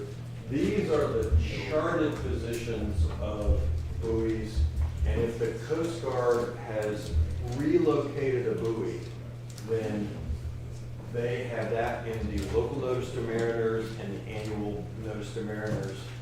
It isn't a chart update, it's a Coast Guard update to the chart. And so if you turn that switch on, then you will see generally another little buoy symbol hovering right on top, but it has, like the buoy itself, the symbol is painted red, white, and blue, like the Coast Guard flag. And so most times you turn it on, and there's also in that setting, you can do transparency of the Coast Guard icon and drag it to like 50%. So on all these markers, you basically get a recent local notice to mariners digital update of the position of that buoy. In general, kind of checking your gauges again, you'll see all those little ghosts of Coast Guard icons of buoys floating right on top of the charted symbol. But then if you see one that's way out of position, and it's the Coast Guard one that's out of position, that's a movement of a buoy that a Coast Guard buoy tender has done because the bottom topography has changed, and that's the more reliable thing. Great question. I covered that. And then you talked about the question about auto routing. Do we have something like Waze or whatever? This is, I just clicked on it. Navonics has it, Aquamaps, I think has it. It's going to be one of the reasons why I'm always saying Navonics, I mean, it's a decent technique, and I would say, I don't want to say don't ever use the auto routing feature. I find it useful for quickly figuring out time to get somewhere. And so I just go over and just click on just outside of Easton, Maryland, and click go, and Navonics goes click, and draws the entire route. And then it tells me, and then in Navonics, if you're a Navonics user, you probably know that you can enter your own vessel, your cruising speed, what your fuel consumption is per hour at that speed, all that stuff. And so it will print out or show you on the screen, this is a 27-mile trip at slow cruising speed. It's going to take you 3 hours. You're going to burn 14 gallons of fuel, blah, blah, blah. That's handy.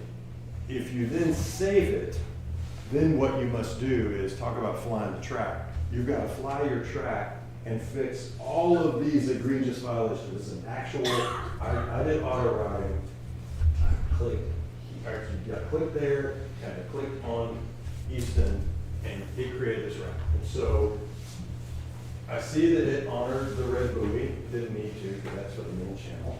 And it knows how much my boat draws.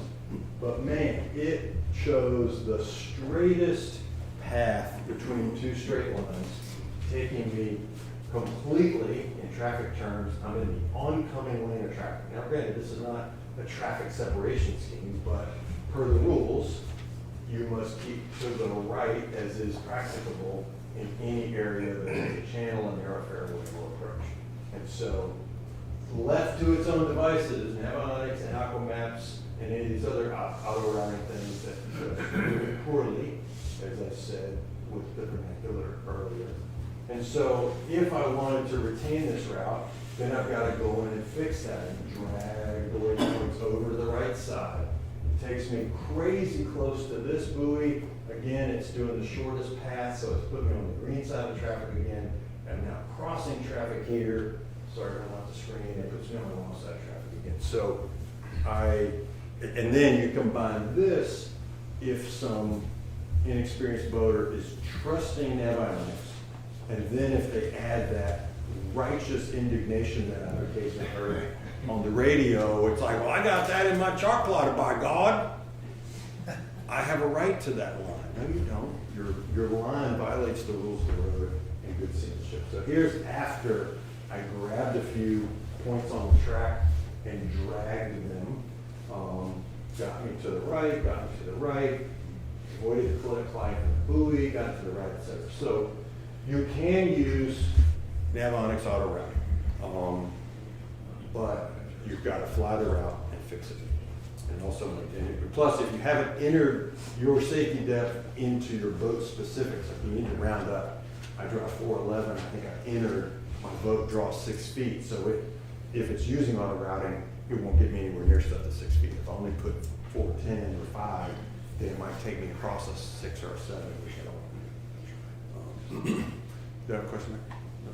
Okay. All right, so, and then other crowdsourced data. Now we're talking about the question about the precision of the plot. Here on the left side is this 1930s to 1940 depths that we have currently displayed on every electronic navigational chart for Herring Bay. That is the date and the sounding that they got back then. What's on the right here is Garmin's product called Sonar Chart.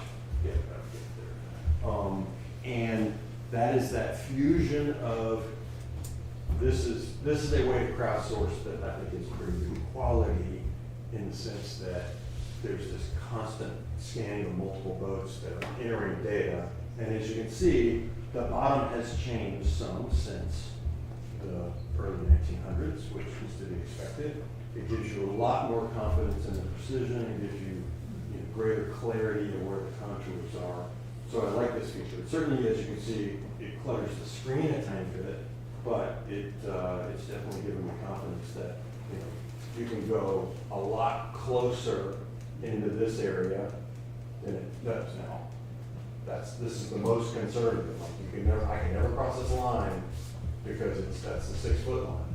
But here it's like Sonar Chart showed me that, hey, I've got 7 feet in exactly, like here's this little piling, it's the same piling. This 7 shows right in between the 2 and the 3.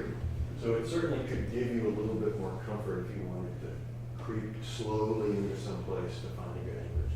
Now the other part that is true when you can turn these user entries on and off.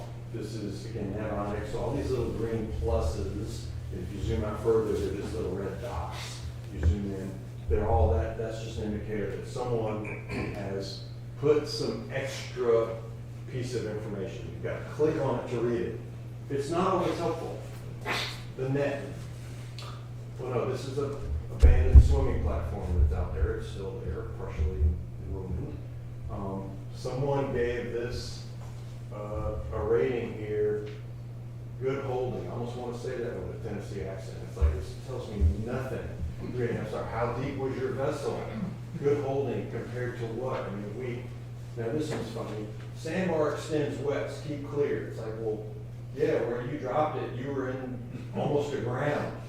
Of course, yeah, I guess that means they expected that to be a point marker. No, that's a red marker saying, keep it on your right side because something up here is bad.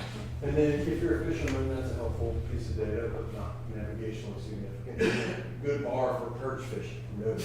But, so there's kind of the mix of quality of crowdsourced information with the risks that we've talked about earlier.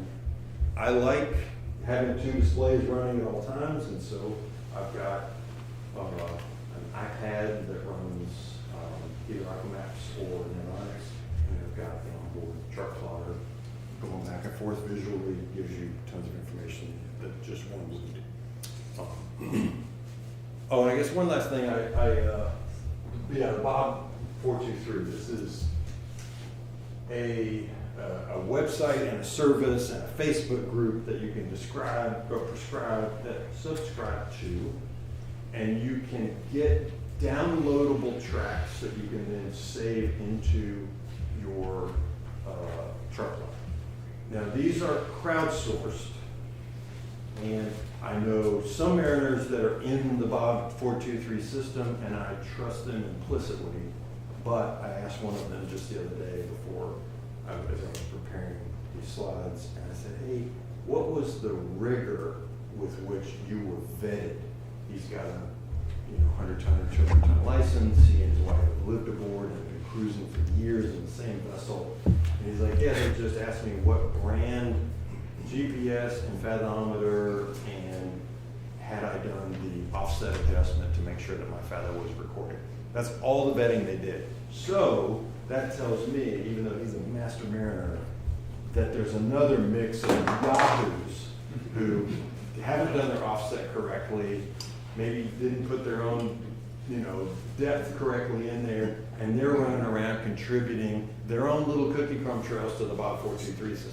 And holy cow, my vindication in that belief that I will never load a Bob 423 tack because I can navigate, and after today, you all are well on your way to being voyage planners, is that I see repeatedly in the angry wall of Facebook people freaking out because they followed a Bob 423 track and they ran aground.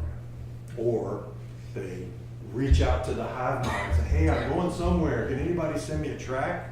It's like, well, no, why don't you just do your own voyage planning and don't run aground. So I am very, very wary, not because I'm just a navigation snob, but I think there's inherent risk in trusting someone else's track who had a different boat, a different draft, different skill, different time of year, different tide when they went through. None of that's being transmitted. It's just their track, two-dimensional track. So beware. Finally, and I'm out of time, 5 minutes over. Here's my little reading list, and I used to have a copy, and I've got these in more or less the same order, left to right, in order of like advanced reading and your needs for navigation. This cluster on the left is really what I recommend starting with. I'm a huge fan of this book, Boat Navigation for the Rest of Us. Sadly, Captain Bill Brockman, who was a Coast Guard captain, and he ran buoy tender, so precise navigator. Just some of the most intuitive diagrams and illustrations to explain all of this. I actually, even when I was in the Navy, would give several copies of this to the wardroom of every ship that I served on because it's so intuitive for the ground level brand new officer who showed up, even if they'd gone through all their navigation courses at the academy and all that. It's just a beautiful reference. And then certainly I'm a huge fan of the Rules of the Road. I've got the X in Nigel Calder's excellent book, How to Read a Nautical Chart. The only problem is it is 100% based on paper and master chart navigation. This one is by David Birch, who owns Starpath, a great company out in the Pacific Northwest. It's a navigation training company. This book, Radar for Mariners, down on the advanced end, is also by his company, and there's also a great coastal navigation piloting course. You buy the book, the course is online. That Radar for Mariners book has got a radar simulator program. Now it's on a CD, so probably you need to go to his website and pay for the course. But the radar simulator is great because at home you can run this live radar that's sweeping and the vessel's moving across it and practice tweaking and playing with it, adjusting and getting comfortable with your radar. It's got every brand of radar represented, and you check your brand and how the display looks exactly like yours. You don't have to leave the dock. But back to the electronic chart navigation. Inside that book is chart number 1, which is the NOAA standard of all symbology that we've seen today explained. It's got this very intuitive, this is like the chapters are all lettered, and it's like, wait, I see this thing on the chart, yeah, it kind of looks like a buoy or a light, okay, I need to go to section P for lights, or, I need to, is it a buoy or a beacon or a day mark? That's section Q, mini symbols. So highly recommend those, available online. If your vessel is greater than 20 meters, you have to have a copy of this on board. I'm a huge fan of having it on board, just in case you need to reference it. Have a fresh version. The latest update is August 24. There's only one single change in it, which I did on my own, or you can go online and buy one for $15 on Amazon. And then as you get more advanced, you get into Chapman's, which is kind of the Bible now. Way off the list is Bowditch, this big, thick, red, leather-bound tome. I own a copy of Bowditch. It's like having, the Gutenberg Bible, but it's so academic and esoteric that I haven't even opened it in many, many years. But Chapman's has everything you'll ever need. That's all I've got. Thank you for your time and attention. I'm sorry I went a little over.